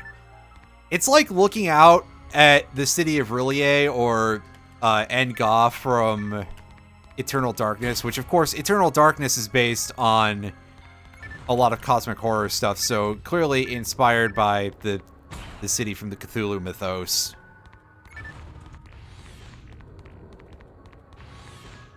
But yeah, just a really neat visual.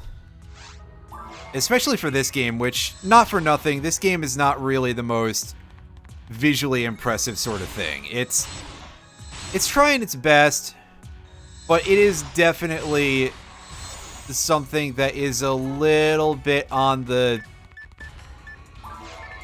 well, not super overpowered side. And of course, it doesn't have real cutscenes. Everything is in-engine, so that makes a lot of stuff look a lot jankier.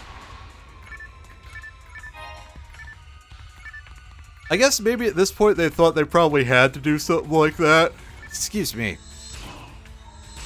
Later games, you know, later MMOs, there would be real cutscenes and stuff, and a lot of that stuff is still in-engine now for like FF14 and PSO2 and all of that, but I'm pretty sure that they all have some more like pre-rendered style stuff that's in a higher level of visual acuity. And I'm not just counting like the attract sequences for 14, because yeah, obviously those are a thing, but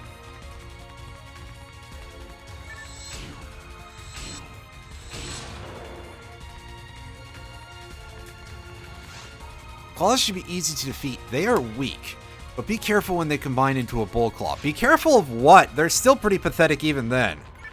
Also, that hint is kind of misleading. They do not combine together in any way, shape, or form. Bullclaws are a specific monster that you will find in a few locations that can be separated into a creature called a bulk and 4 claws if you let them bite you, which I've shown off before. But they don't combine together in any way whatsoever. Like, that is not a game mechanic.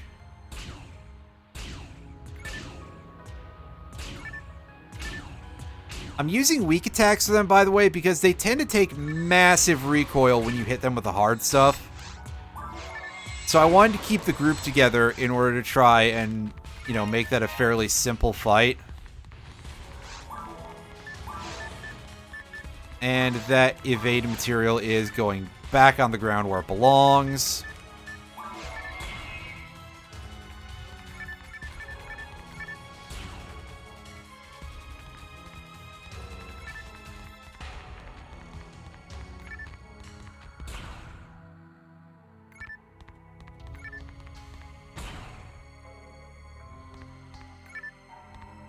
Mace, shock frame, garbage rifle, garbage armor.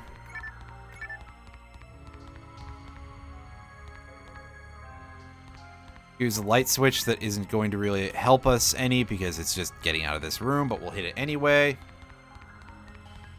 And back we go.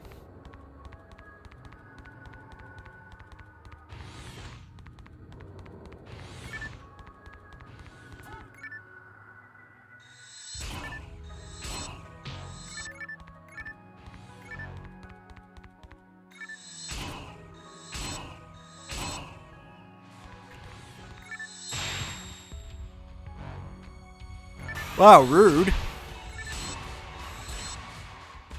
Oh well, I got some buffs.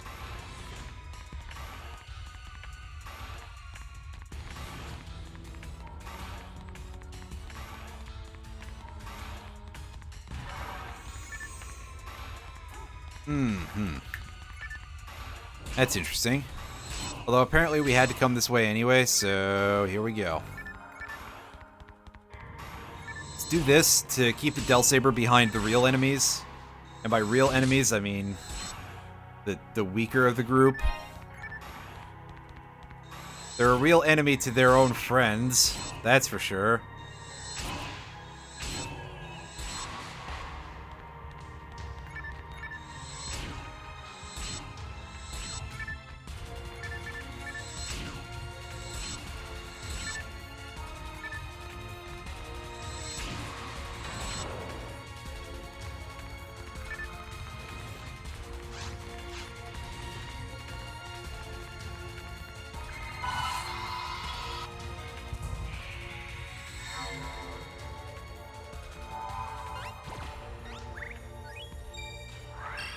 Now let's activate this.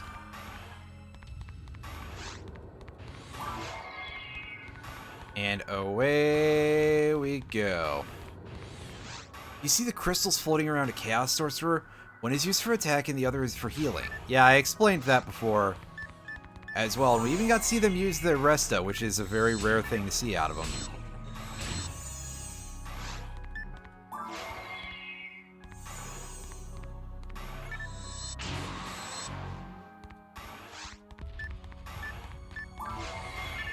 Dark Bellerers are very slow, but they have lots of health.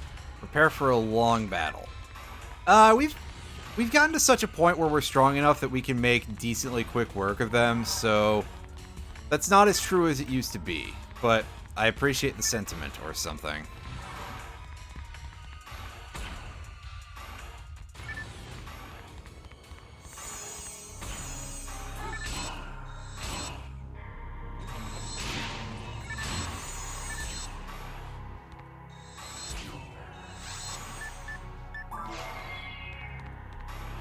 Oh, you're gonna do this? Okay.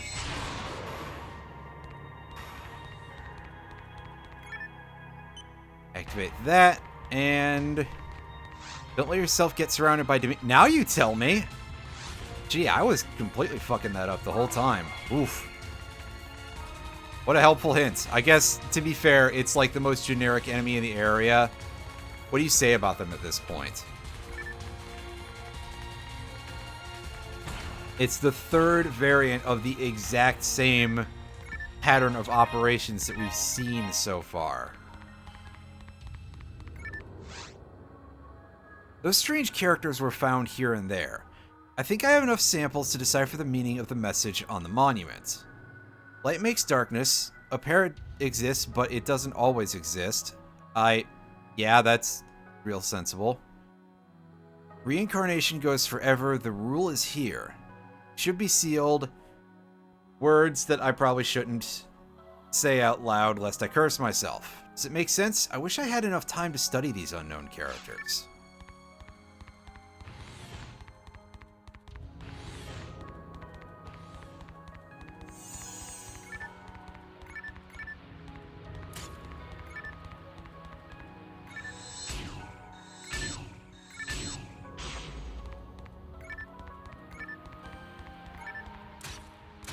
Okay, I was gonna say this room is useless, but I see there's side doors there, which I somehow didn't process before.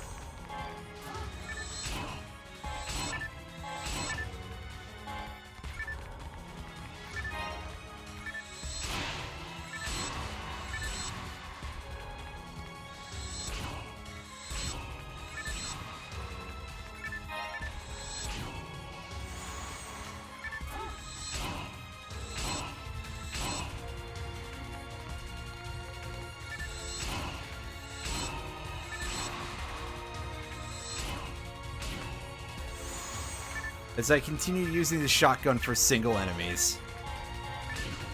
Like someone who's not an idiot. Wait. Oh, that's the wrong way around. Pardon me.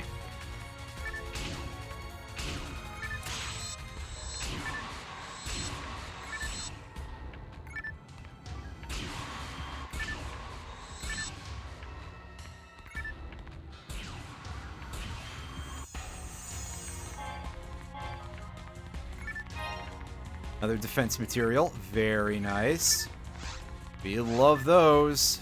I should see what my defense stat is looking like right now. I think we've broken 200 by now. Yeah, we're at 262 without buffs. That's pretty good. I actually am pretty sure that that's far more than I usually have with, like, any character, so... yeah. Alright, just start throwing some more of these. There's a trimate there, so we'll do that. Again, just to slow down using the food that we can easily obtain. Because we're really not going to telepipe until we get to the final boss.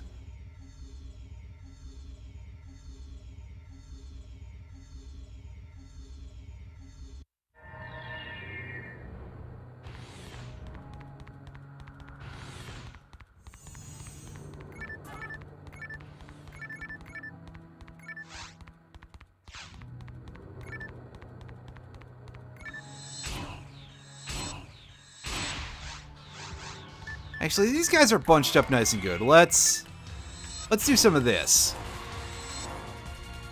Not as well bunched as I would have liked, but whatever. Minor details. I don't know why I picked that up.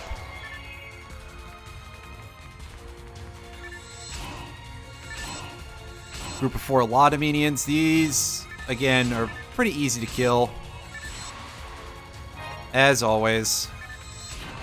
Wow, it's the same enemy that we've basically been facing the whole time. No special tricks here. Wow.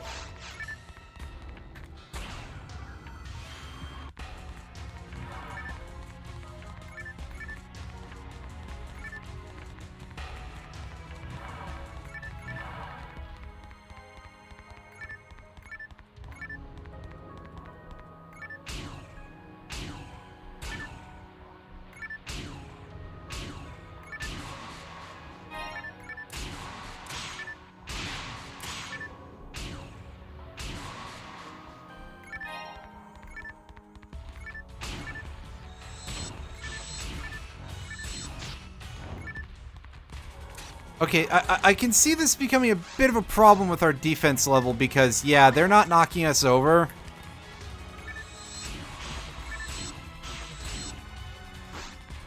Okay, it is only 2 of them. I thought there were 3.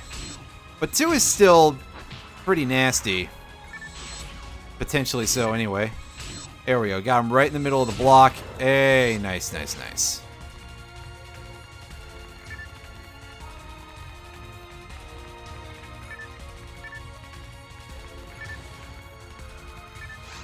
I haven't studied all the characters yet, but I've gotten some useful information. This is the most important fact that I have found. There was no ancient civilization on Rhaegal. What? We didn't discover ruins. This is a spaceship. A gigantic spaceship.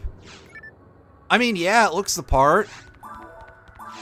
So, what's the deal with it? What's it doing buried on a planet like this?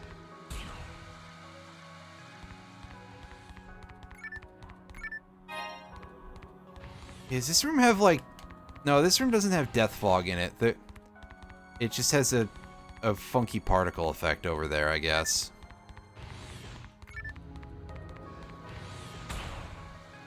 And no light switch in this area for some reason. It's possibly in the next room over. Very weird.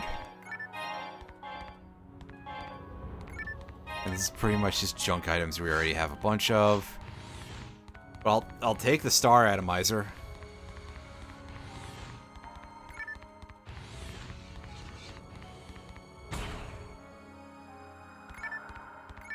As before, I should probably keep those for the upcoming final boss. Wow, I really dumbed that up pretty badly.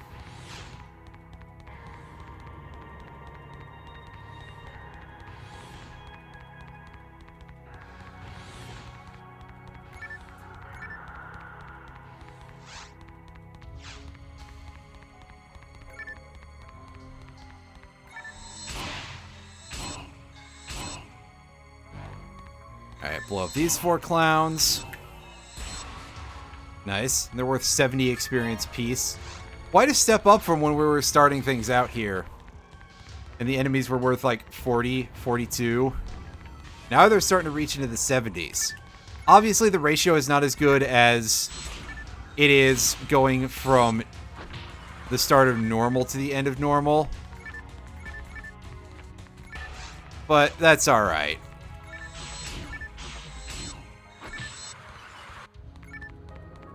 I think it's alright. It's probably okay.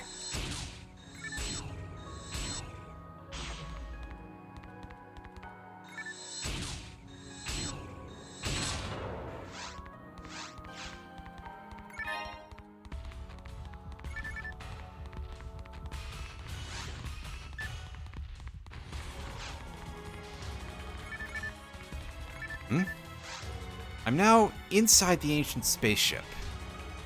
Well, it's not just a spaceship. It's a casket. Something or somebody was sealed in this spaceship to remain buried here. What is it? Why was something buried in such a manner? Anyway, I know that a monster is sleeping in this cave. We've opened the forbidden door. Yeah, things are starting to get a little bit, like, alien sort of vibes. Which, again, I need to emphasize that that was a thing in the rest of the Phantasy Star universe. Well, the rest of the Phantasy Star series, pardon me. I guess is probably the better term. Because Phantasy Star universe is a game inside of the Phantasy Star series universe series. Ow. These guys suck, as usual.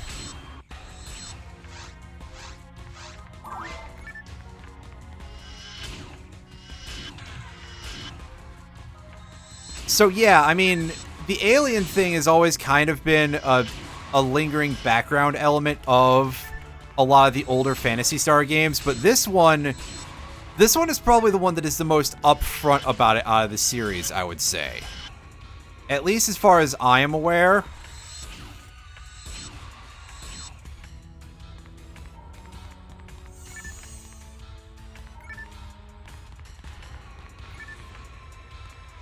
Oh boy, another group of 6 claws. I'm so glad they're throwing this at us this late into the dungeon. And obviously we still have quite a ways to go, so...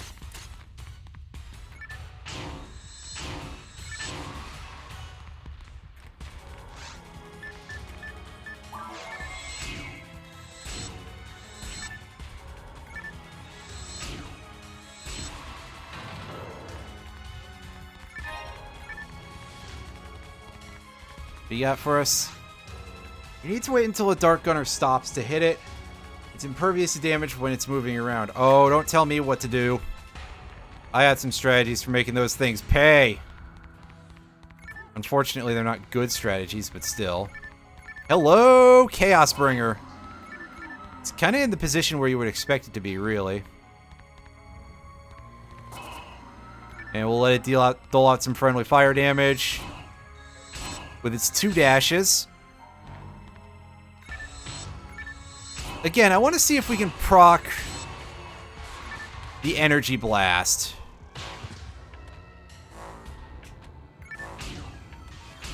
Alright, here we go. Ah, it only does 1. Okay. So on ultimate mode, Chaos Bringers are upgraded to Dark Bringers, and they do 3 energy shots in sequence when they charge up. Of course, by that point, you would probably like to be even better geared than this, so it should be a little bit rare of an occurrence. Still, neat. And hey, I got to show off the full animation for them doing the thing. You didn't quite get to see the actual shot happen, but that'd be a little rough to pull off properly. Hey, good job with the friendly fire there, Death Gunner. Fuck. This is not a good enemy layout. Oh, man.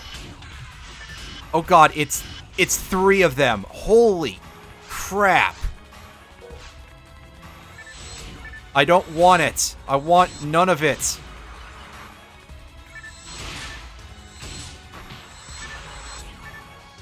I would like to have not any of this.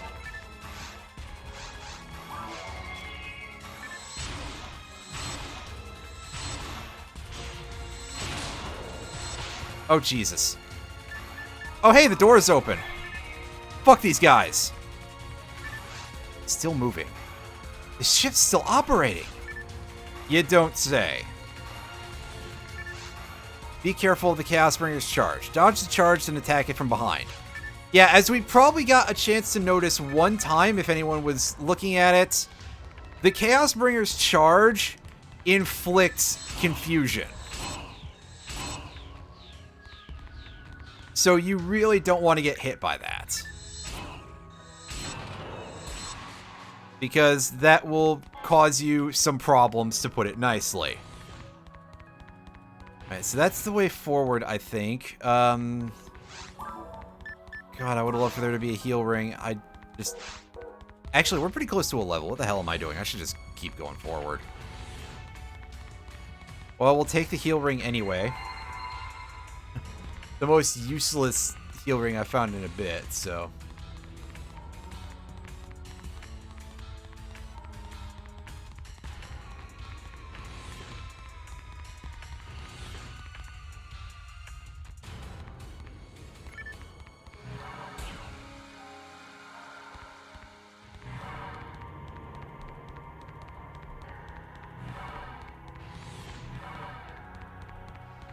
Okay, so there are actually... Yeah, there's multiple sets of switches here.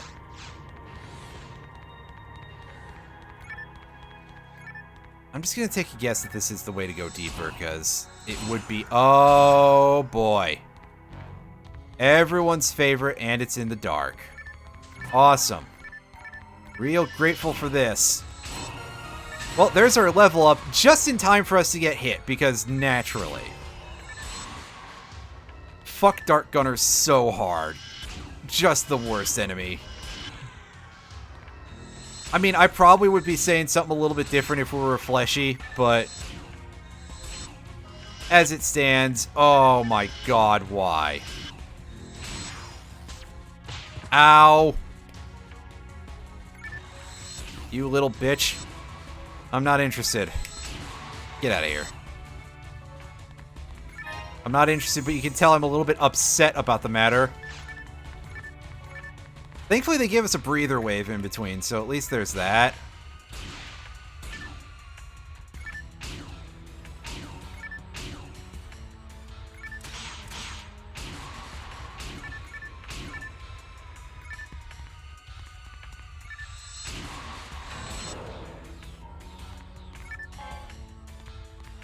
Okay, I'm going back to the heal ring.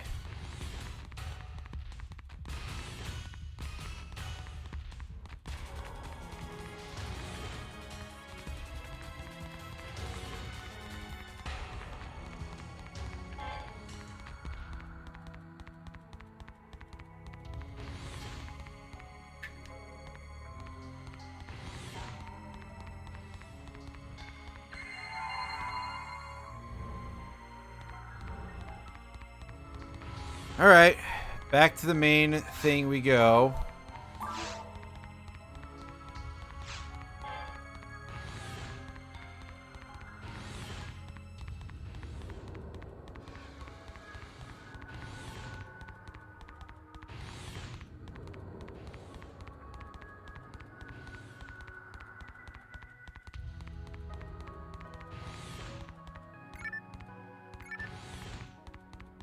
Oh, did we go the...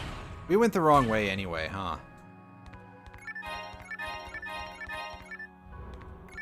Help, the game's being rude to me.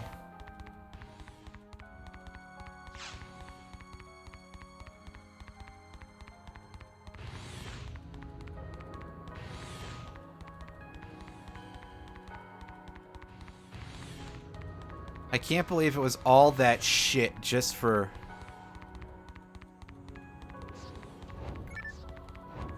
For that. Okay, summon in the other one. I think there's a room in this, probably on floor 3, if anywhere, where we get 4 Del Sabers, by the way. And I know that's a thing that we saw in the Shino mission, which we had to retry 3 damn times because it's a load of shit. But I think there's one in the actual... Oh... Fuck you, game. I am so not happy about that. Again, we're going back in healing. I'm not using a healing item for it because, hey, free health is literally right over there.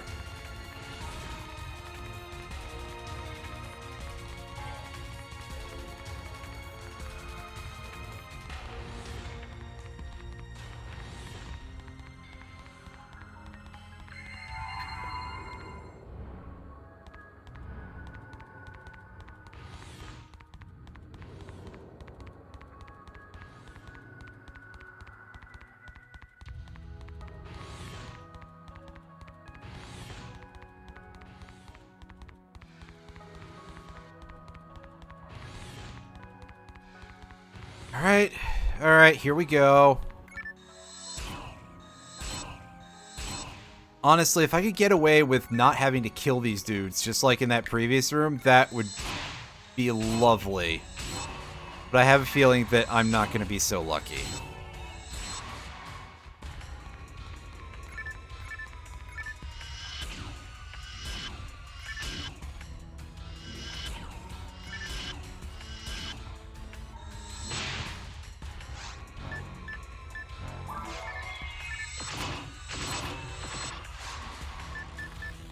Yep.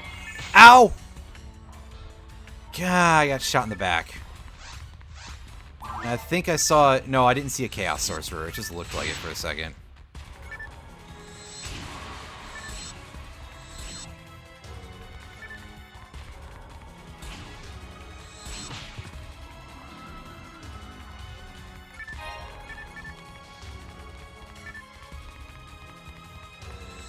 Oh, hey, dude.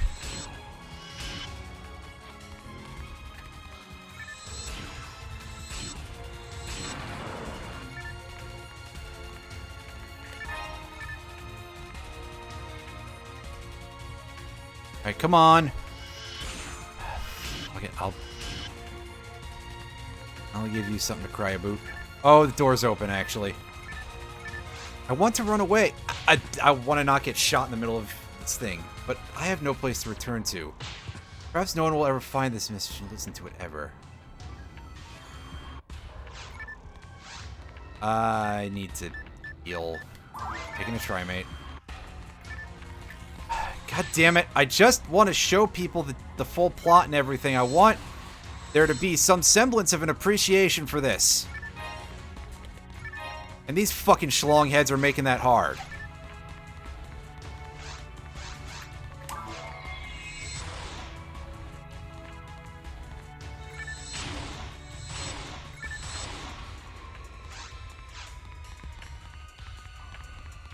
Okay, let's reread the message. I want to run away, but I have no place to return to.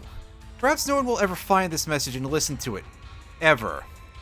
Pioneer 2 will not come down when they discover that this planet is dangerous. Will somebody from Pioneer 2 still come to save us? Who knows? Regardless, I leave this message here. This is evidence of my existence. Well, the plot is just like undercooked. You know, at least it has that going for it. I think that the concepts and everything behind this are pretty good. Sometimes, you know, obviously it's not a complete winner or anything, but it definitely could have been padded out a little bit. Meanwhile, 06 has some elements that are outright very, very bad. Like, pretty much everything to do with Elise, for example. That is a bit of a stumbling block. Alright, well, here we go. It's time to get to Ruins 3. We're finally, like, getting somewhere. And we get to check out the nasty zone again. Yeah, look at these spider webs and the weird things pumping out weird poison gas that's not really real.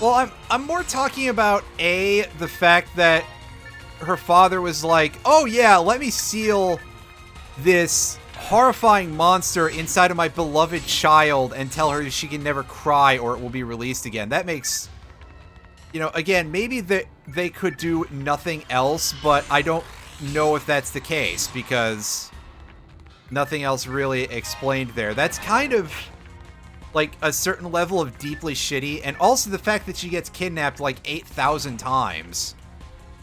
I will give Sonic 06 credit for two things though, and the first one is that it is very much not a Sonic-centered game from a plot perspective. And in fact, Sonic is probably the worst of the main characters to play as. I think that's kind of a neat subversion of it literally being titled Sonic the Hedgehog. And part two, Mephiles is kind of amazing just how much of a dick he is. Anyway, message pod. Dark Falz, that's the name. The god of destruction that revives in the millennial cycle. So why were the dudes in the spaceship earlier saying 100 years? Perhaps this entity encountered a civilization thousands of years ago. They could not defeat it, but managed to seal it in this gigantic spaceship. They abandoned it somewhere far from their planet. It was this place, Regal. We've come to a terrible place at the worst possible time. It's very interesting, by the way, like, considering that this thing is a spaceship, it feels like it's about as technologically advanced as anywhere else in this game. So, like, did technology just sort of cap at some point? Were there no tech advances that could be made after that point? Also, hey, look, it's everybody's favorites! God, there's just too many of these fuckers in this level. Game, why would you put this many of these in here?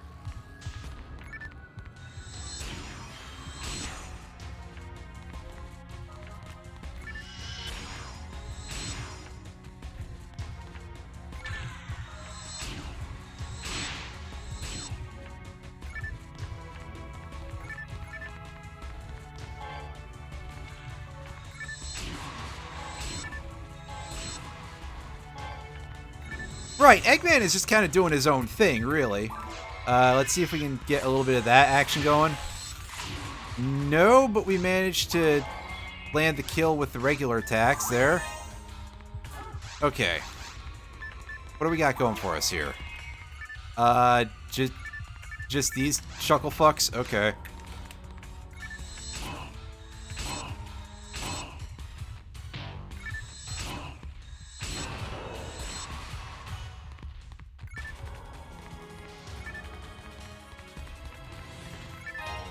Well, technically, the idea is that Eggman wants to obtain the power of Iblis, which he doesn't know that it's that, in order to basically threaten the world, I would assume.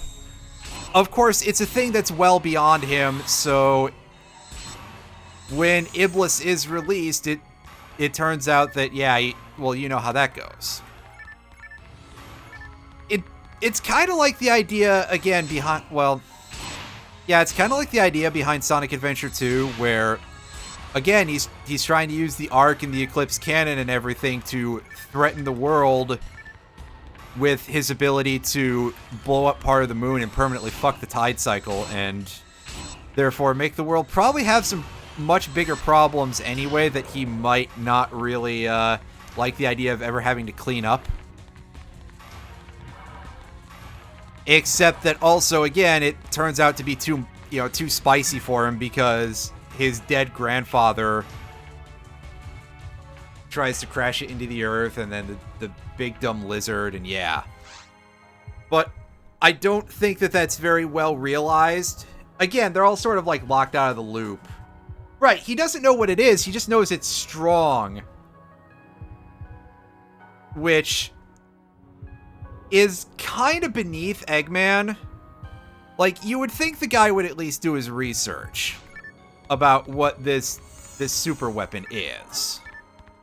Or try to, anyway. So this room has an HP draining mist. You want to go hit this switch. As you may have noticed, or maybe not, we were taking 4 damage a tick. We did not want to be putting up with that.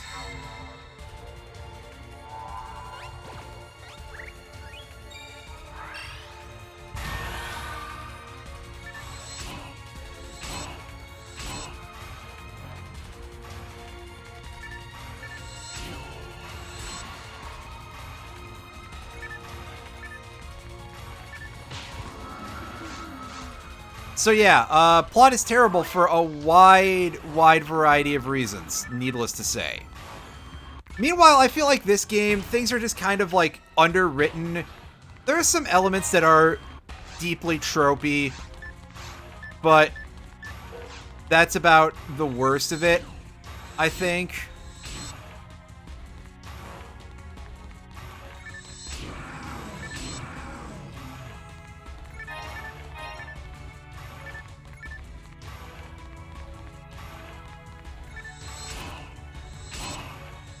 Again, except for like the one quest that we were just in, where it kind of reached a bit of a fever pitch, if you will, and it was just too bad to ignore.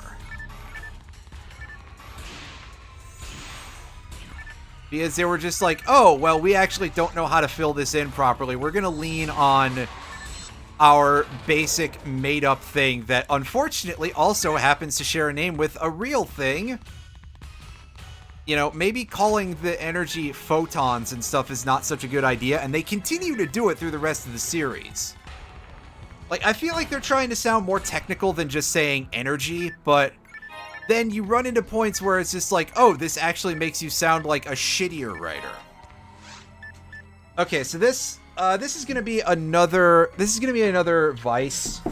So this is not gonna be worth it, but hey, it does have a 5% in the department of A-Beast, which is completely meaningless to us, and in fact, I'm pretty sure that +9 grind actually gives it a higher damage out against Altered Beasts than the 5% does, or even 15% if we tech it up.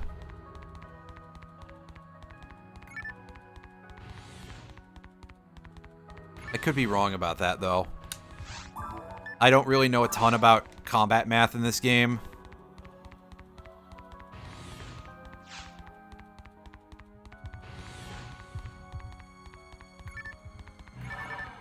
Yeah, there's definitely some stuff that's missing from Sonic 06, to put it nicely. And one of those things is good gameplay. Wait. Oh, Sonic 06 had good ideas for gameplay. It's just that, wow, the parts that were bad, holy fuck were they bad. I gotta say, though, I'm pretty pleased with...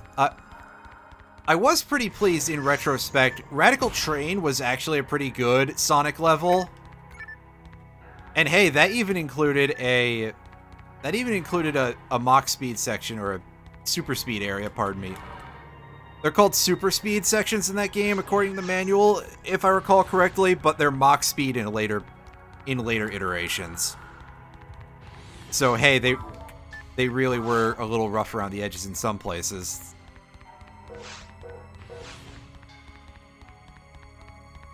Yeah, the other main characters, I think, all kind of controlled fine, really. Like, Sonic was terrible. Knuckles had bad hit detection. Maybe it is just a fan nickname, but I know that in this game, this game, I say like I'm still playing it. You never truly leave Sonic 06, do you? You don't fuck Fontaine. Fontaine fucks you. Wait. Sorry. Wrong franchise. Anyway, regardless, yeah, Sonic genuinely had a lot of really bad stuff, but the other campaigns were pretty much fine, with a lot of characters mostly being hamstrung by terrible level design more than anything. Omega being a serious character with that issue, especially because he had the Flame Core part of End of the World. Oh god. Silver I actually really liked. I just think that there were some parts where Silver could really have been sharpened up pretty severely. Dark Falz is a consciousness. This entity has no body. Ooh, that's a little bit spooky in a way. It's a ghost. A space ghost, maybe. Oh. What a strange reference to pull out of nowhere. That's right, friends. It's Brack. Wait.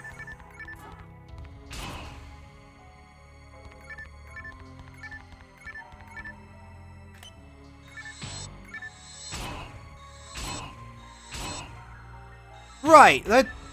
That's the thing, is that Silver is rough, but Silver does work. Like, his mechanics are fine. I wish that they wouldn't give in to their temptation to be like, oh yeah, by the way, we have physics. We've got to have physics puzzles. Because those were not good.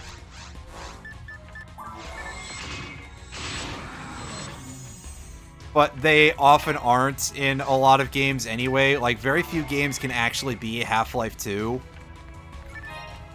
But hey, for their first try doing a physics engine thing, it works pretty good.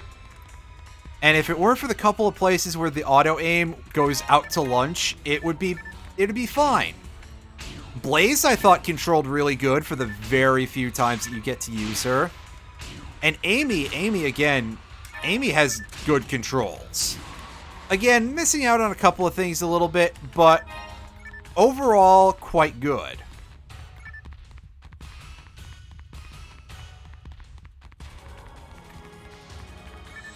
Played better than Phantom Hourglass. Yeah, fair enough. Phantom Hourglass definitely seems like a load of jank, to put it nicely.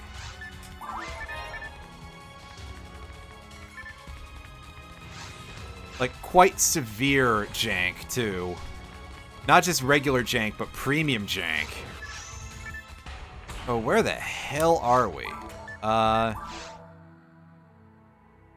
Boy, I wasn't kidding when I said that, I guess. We're all the way in an area that's usually a treasure room.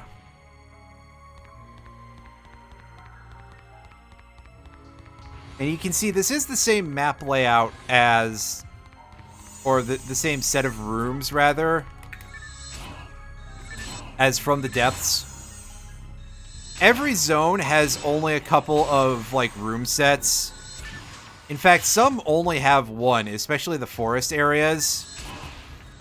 They always are the same set of rooms every time.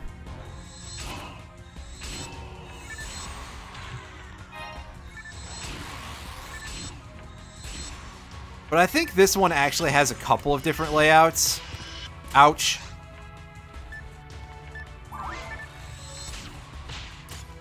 And, of course, that thing still managed to get off a shot. Fuck you, game. Loving the friendly fire from the amount of enemies down here, though. It really does help out.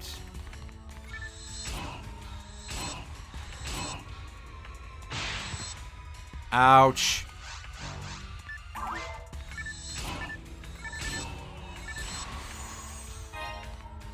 Don't like those crits.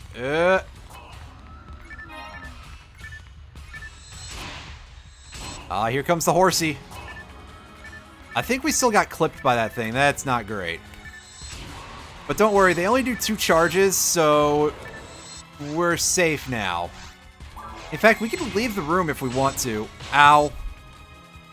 Well, we're still alive. And we got an absolute pittance of a healing from our mag. Those might be based on...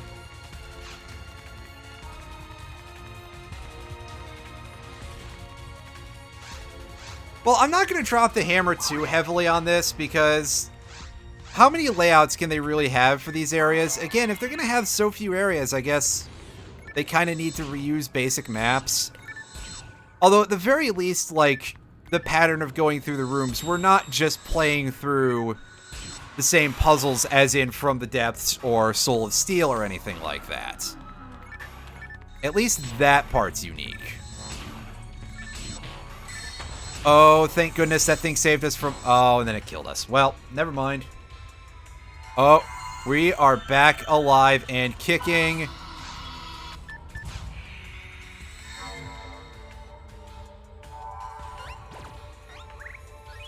Although, yeah, you say that, this game is a Sonic Team thing, so... I mean, the joke does kind of write itself. That's right, good old criminal mastermind Yuji Naka was involved with this as well.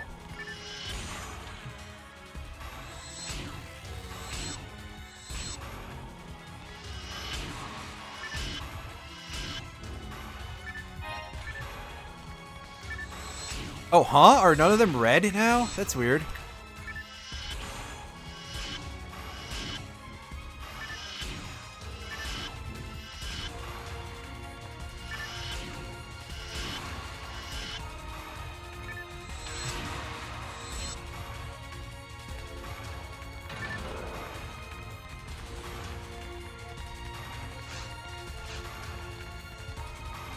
Although, yeah, Sonic Adventure 2 is definitely very heavy on the asset reuse. And yeah, Sonic Adventure 1, everyone literally does go through the same set of levels, right? I haven't played Sonic Adventure 1 in a good long time. Also, wow, we are getting a lot of Chaos Bringer spawns. This is way more than I usually see in here for, like, the regular run. It's kind of surprising. Unfortunately, it wouldn't really be easy to hunt them doing this whole set of shit. And I don't think they have great drops in this difficulty anyway for this ID. I don't want to go look. Don't let it come in. Oh, that's an ominous phrase. The dark consciousness looks for the best animal to obtain its temporal host body. Again, the word you're looking for here is temporary, not temporal. I suppose that temporal is not super far off, but it means of or relating to time, not existing for a short time.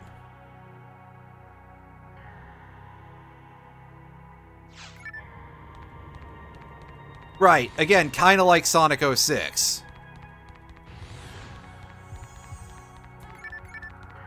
But, you know, if it ain't broke, right?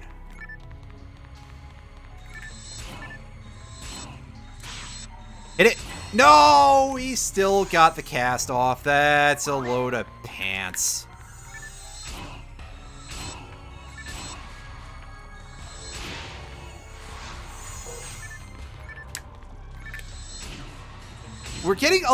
We're also getting something that I don't remember there being a whole lot of here, of like basically subwaves, if you will. Like clearly this dude just showed up behind us and we haven't even killed everything in the room yet. There's still a chaos sorcerer for us to blast down. Oh, never mind, that's been fixed. But we've also been having a lot of situations where it's like, okay, here's the Dart Gunners surrounded by enemies that aren't shit posts. Or shit heads, for that matter. Alright, let's reset the room. I want to take a look at my map and see if... Yeah, I don't think there's anywhere else for me to go of any real use right now.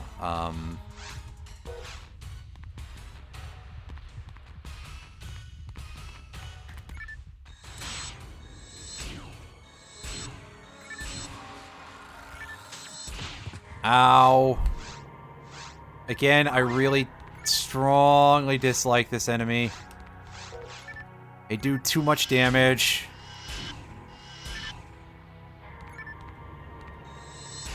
You really can't tell what they're going to do to you until you get up close to them. That's a problem.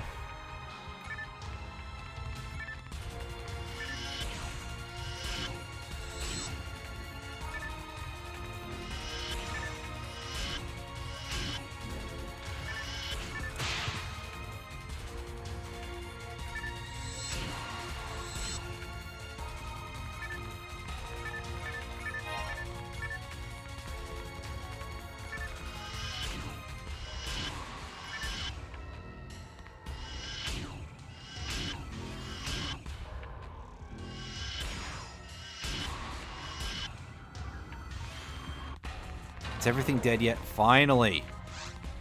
Fucking hell. Well, there's our big siege room, I guess.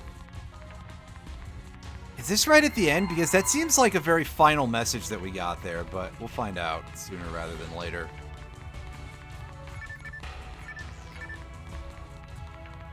Yeah, like, White Jungle and Green Forest are basically the same level in a lot of ways. I mean, not literally, but very close. And then you definitely have some asset reusage for the first Tails level relative to the first Eggman level and a bunch of stuff like that. Okay, so here we're getting near the end. Yeah, take a look at these, like, weird particles inside of here. It's very suspicious. I've heard... okay, content warning here for what I'm about to say, that, you know, I'm really bad about a lot of content warning stuff because I kind of feel like, oh, it's useless because I've already brought it up and it kind of cuts through the whole conversation. But content warning for a mention of sexual assault, I've heard some people say that they think that the implication of the design of these last couple of rooms with these little floating particles, that they say that they kind of look like sperm, and they're sort of implying that they think that Dark Falz raped Rico and impregnated her beforehand. Yeah, I didn't really have a good diplomatic way to put that. I've heard people say that before. And again, it fits in with the amount of references over to Alien and stuff like that throughout the franchise. And definitely, I think there was an underlying psychosexual element to Phantasy Star if you were the sort of person who was willing to dig for that kind of theme. But yeah, I wanted to put that one out there because... Again, I feel like I wouldn't be able to get away without mentioning it, because, yeah. I didn't want somebody else to barge in here and throw that out there, I guess. because it's actually almost feasible compared to a lot of other of those type of theories. The door is already opened. We opened it. This may be the beginning of the end of the universe. We have to do something. We must do it. We have to defeat it now. Defeat it before that dark thing revives with the perfect body. And here it is. We're entering the siege room here, as I like to call it. You may remember this from the end of Retired Hunter. I'm pretty sure that this doesn't spawn a whole lot of enemies, though. Although, we're getting a decent chunk here, so at least there's that going on. But when I came in here on normal, there was like a spawn of maybe 5 enemies. And it was a little bit on the pathetic side, really.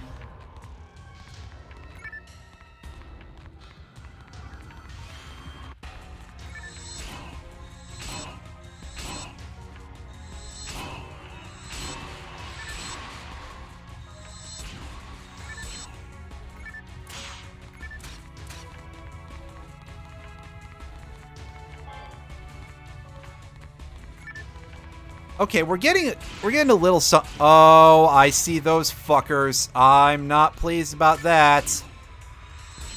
Don't rocket punch me, bro.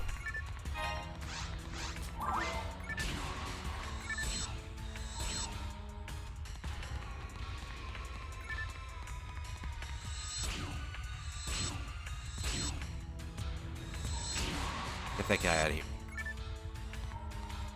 Actually, again, if we can just skip the Dart Gunners, that'll make my life significantly easier.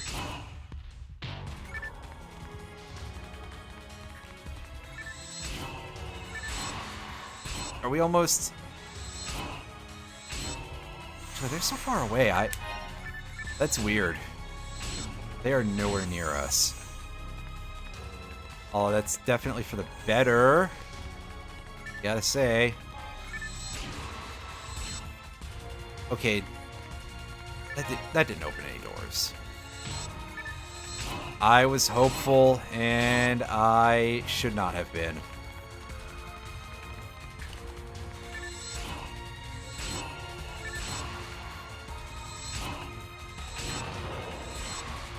Okay.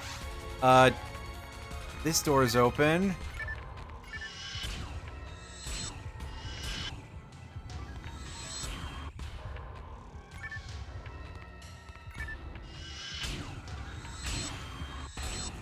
Oh, hey, that actually put them into being able to be regular damaged mode.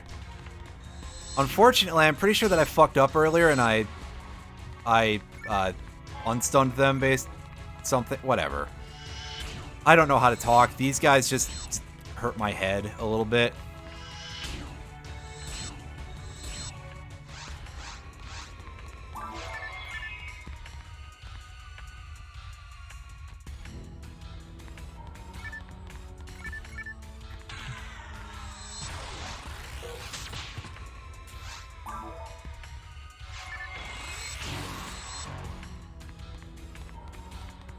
Is there still one more of these Fuckle Chucks pinballing around? Yeah, there is. Alright, let's clean up. Let's clean up here. We got some crates that we can crack open.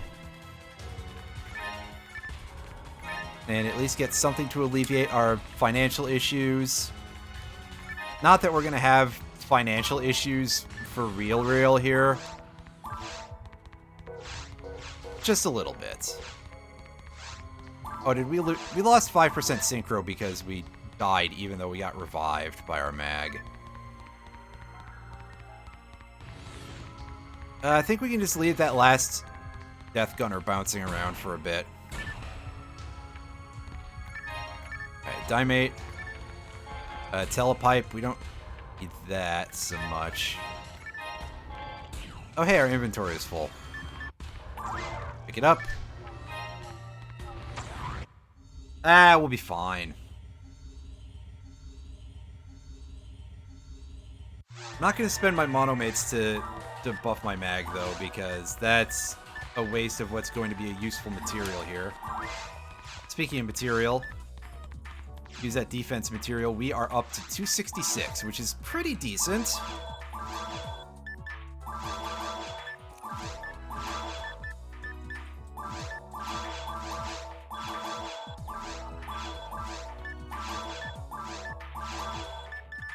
Alright, now let's restock everything here.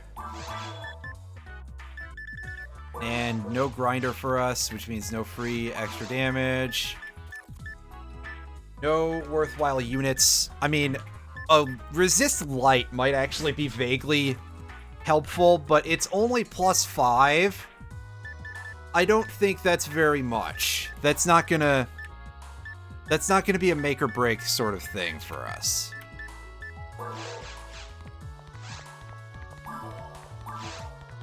So now we're gonna go and we're gonna heal. Okay, I have 2 star atomizers, so that's what I've got. And we've got, what, 11 slots open in our inventory. I was close. I don't know if money takes up an inventory slot, but we'll find out in a second, won't we?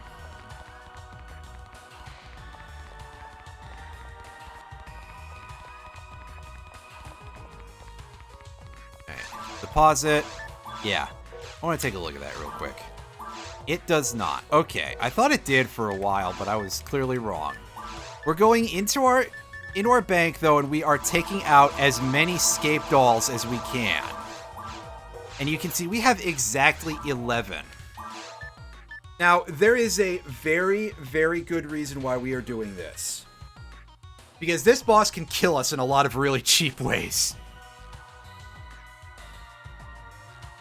One thing that we will see in certain parts of the boss fight is that it will shoot waves of ice spells at us. These can freeze us, and if we get frozen by them, there is a distinct possibility that we can just get outright killed by it. Because we'll get multi-hit, and we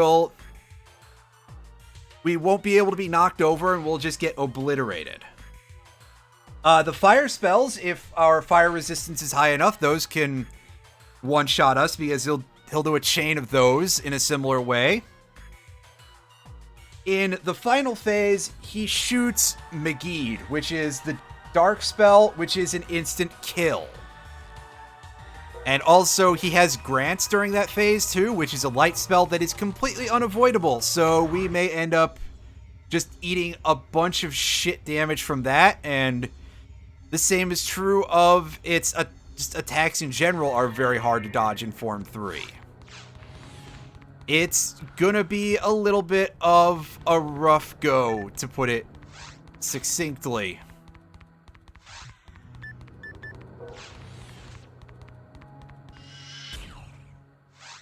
And we are going to go in here to our 4 question marks and get ready for some freaky shit. Like, this is pretty normal so far, right? Nice, peaceful music. Idyllic looking setting. Kind of a graveyard, I guess, a little bit. But if you go forward and you touch this obelisk, oh boy. Yeah, this... Remember, I was pretty young when I played through this game the first time. This frightened me quite a bit. You shoot enough of the little spinny things, which I believe are technically known as Darvants, but their name doesn't show up anywhere in the game. And here it is, the master of body horror, Dark Falz itself. Unlike a lot of bosses, Dark Falz has only a single target that you can hit. However, it does have a bunch of those little minions for you to deal with. And they can be a bit of a problem.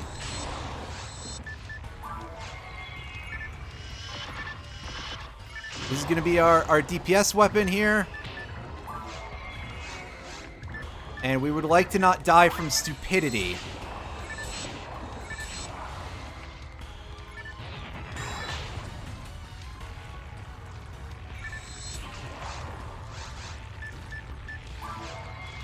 So okay, we're behind this thing, and I don't know if we can target it properly right now.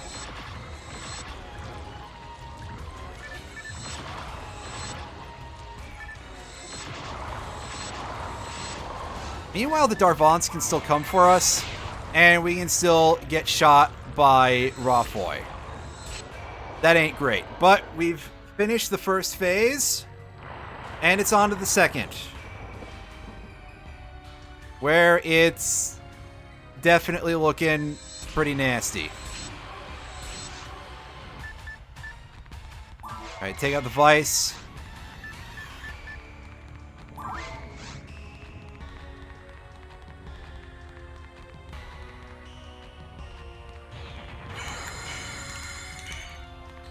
And yeah, there's the ice combo there.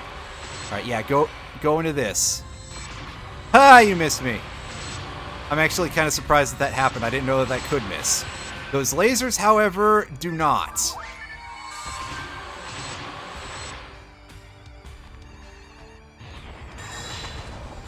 Well, okay, so we still take 103 damage from both forms of the Rafoy, so at least we're safe from that. We can't get shafted by that attack, at least.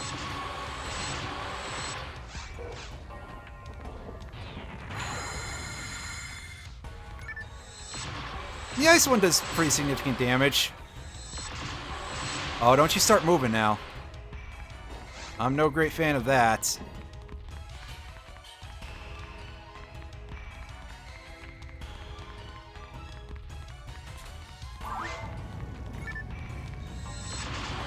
Okay, that's twice that I've seen the shockwave miss. If the shockwave hits you, it causes slow and deals damage. That's form 2 down. This is all you have to deal with on normal difficulty. This is why I wanted to play this on hard. It's so that way we could see the final form, and this thing is a motherfucker. Well, first of all, it just one-shot us with its fucking sword arm. But while it's flashing, it is immune to physical damage. It can only take magic damage at that point.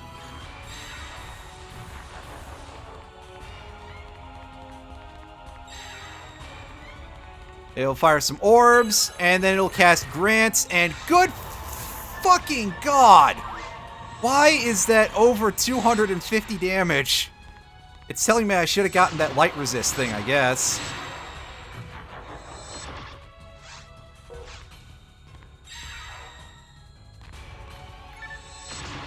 But yeah, this is definitely, obviously this is something you want a group for because, I mean, it is a multiplayer, it is an MMORPG, of course you want a group. I don't know if it's possible to avoid the grants by taking the last hit from the balls. I don't think it is. Alright, so it's got like raid boss levels of health.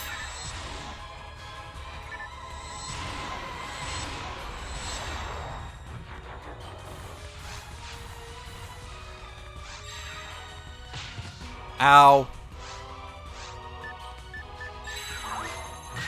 Yeah, see, we can't dodge that by taking the hit from...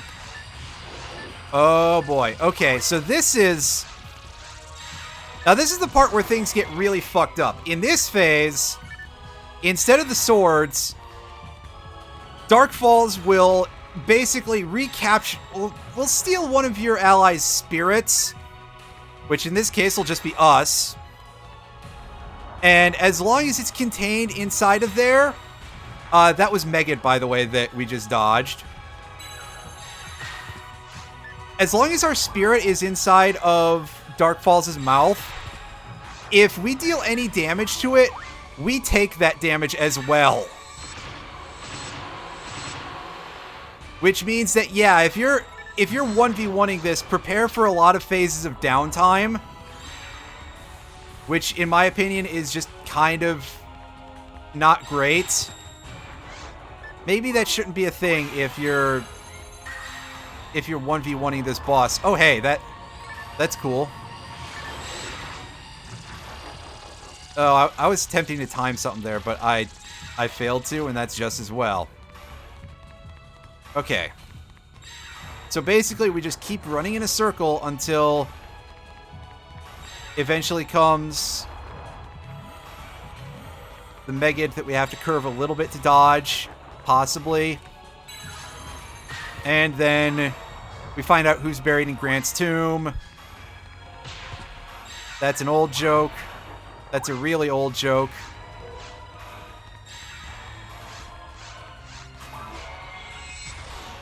Turn! No! Damn it! Okay, don't... Oh, boy.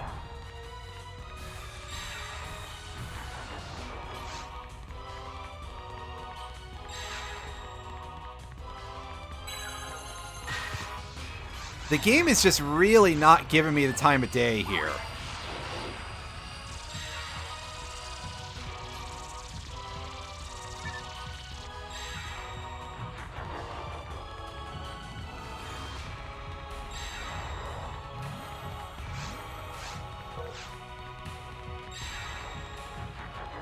In fact, I'm going to try something out here. I'm just going to, like, turn around. I'm going to face this. And I'm going to pop a Photon Blast. Come on, land it. Let's see some big damage here. But as you can see, while we're in the Photon Blast casting animation, we are invincible. So, at the very least, we had that going for us for all of, like, a second. Alright, move into position, dude. And if I could turn properly to hit him, that'd be... God damn it! This boss sucks so fucking much, man. Like, wow, this is not... This is so not designed for you to be able to 1v1. In collaboration with Yu-Gi-Oh! And Puzzle and Dragons. Interesting.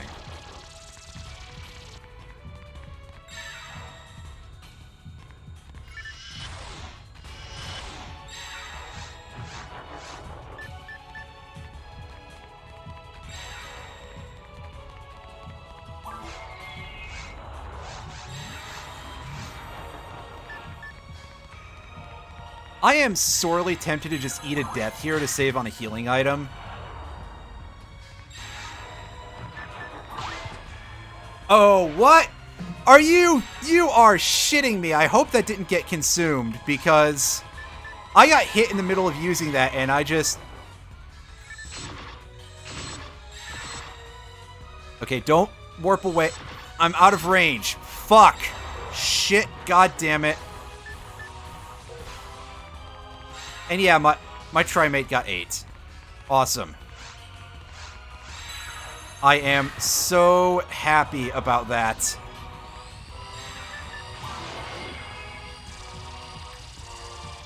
Alright, stand still and regen a little bit, I guess. We're not going to regenerate enough to be able to avoid having to do this in order to not die.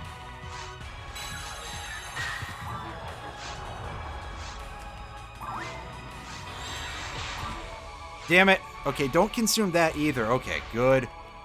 Good, good, good, good. Alright, well, I guess the Photon Launcher is the only thing we have that has range to do this, really. You son of a bitch. You are the worst kind of people, my dude.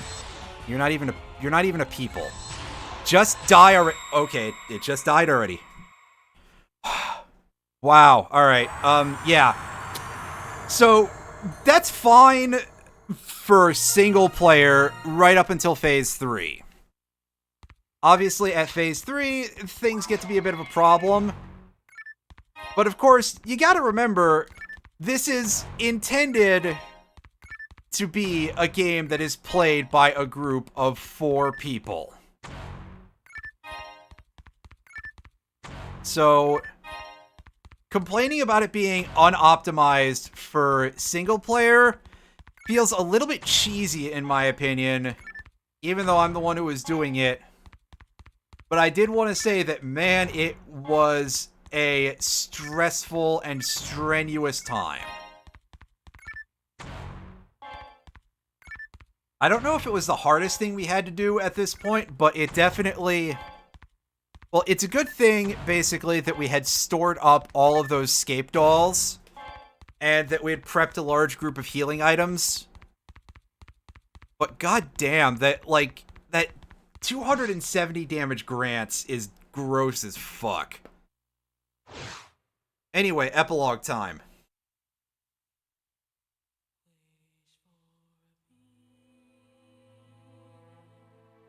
So, that is it for the offline story mode for episode 1 of Phantasy Star Online. Oh hey, there he is, criminal mastermind Yuji Naka. Now, I think I've said it before, but while this game is quite strenuous and, stressful in a lot of ways, and it's incredibly slow by the standards of today, I still love this game quite a bit. Even if a lot of that is probably nostalgia talking. But you've got a really great atmosphere in a lot of places. Some occasional cool design. Some stuff that is very interestingly balanced, whether you're playing in one player or with a group. Although I wouldn't really suggest going straight to a server and just grabbing a group of randos, because at this point, the community is so much full of old people that if you're a new fan and you just grab the randos, they're just going to outpace you with the gear that they've farmed up over the years, possibly even decades that some of them have been playing. But I digress. That's more of just a general, that has nothing to do with the quality of the game itself.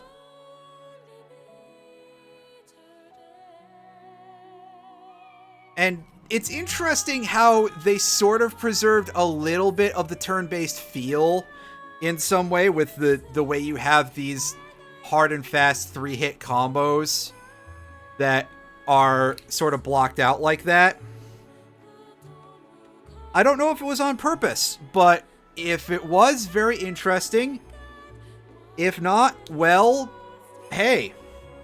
And also, it's real cool, the way that they incorporate a lot of the themes of Phantasy Star Online. Even if most of the stuff that is, outright themes, how they incorporated the themes of the original Phantasy Star quadrilogy.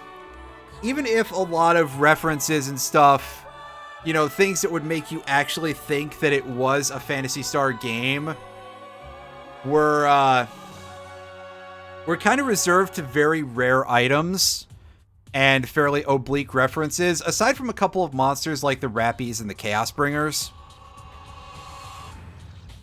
So, yeah, overall, great game. Kind of a slam dunk for Sega outside of, nearly slam dunk, we'll say that. Unfortunately, it dropped way too late to save the Dreamcast, and a lot of people will agree that that's kind of sad. I kind of do too. I'm not that big of a Dreamcast fan compared to a lot of people, but I don't have the same level of nostalgia for it that they do because I didn't play with the Dreamcast at the time. I didn't get a Dreamcast until I was in my 20s, and I've barely played anything on it outside of things that were ported to other consoles from it. That said, I kind of wish that Sega would go back to the level of horror and the thematic resonance of this game that, again, is much more in line with the OG Phantasy Star quadrilogy than later games. Because it definitely kind of feels in some way like they looked at their greatest successes and were like, oh, hey, on some deep level, those games were about sex. Let's have a bunch of titties in it, almost. And, I mean, again, that's slightly overselling the level of sexuality of a lot of the other Phantasy Star games. But, again, they are very anime-ish in that regard. As for what my next game is going to be, it is absolutely going to be Metroid Prime Remastered, now that I've got a copy of it. I'm just going to have to figure out a way to set up my setup with the desk right now, because I'd like to have the TV. I have my actual TV on my desk right now, by the way, and a VCR, because I've got enough space there to actually just put that shit on my desktop. I just need to... I want to figure out a way to get the TV up on one of my monitor risers over off on the side, so that way I don't have to switch from using one of my monitors in place of the TV. But I may end up having to move something down for the duration of those streams. Regardless, that will start sometime fairly soon. I'm not confident of exactly when, because obviously scheduling, what the hell is that? I'm not very good at it. But yes, there will absolutely be some Metroid Prime remastered in our future. And I will be asking the hard-hitting questions like, did Metroid Prime really need to be remastered? And we're going to come to the conclusion probably that the answer there is no, but I'm glad that it's available in some form or another at least, because the original Metroid Prime was a great-looking and great-sounding game that any of that aesthetic stuff probably doesn't need to be retooled.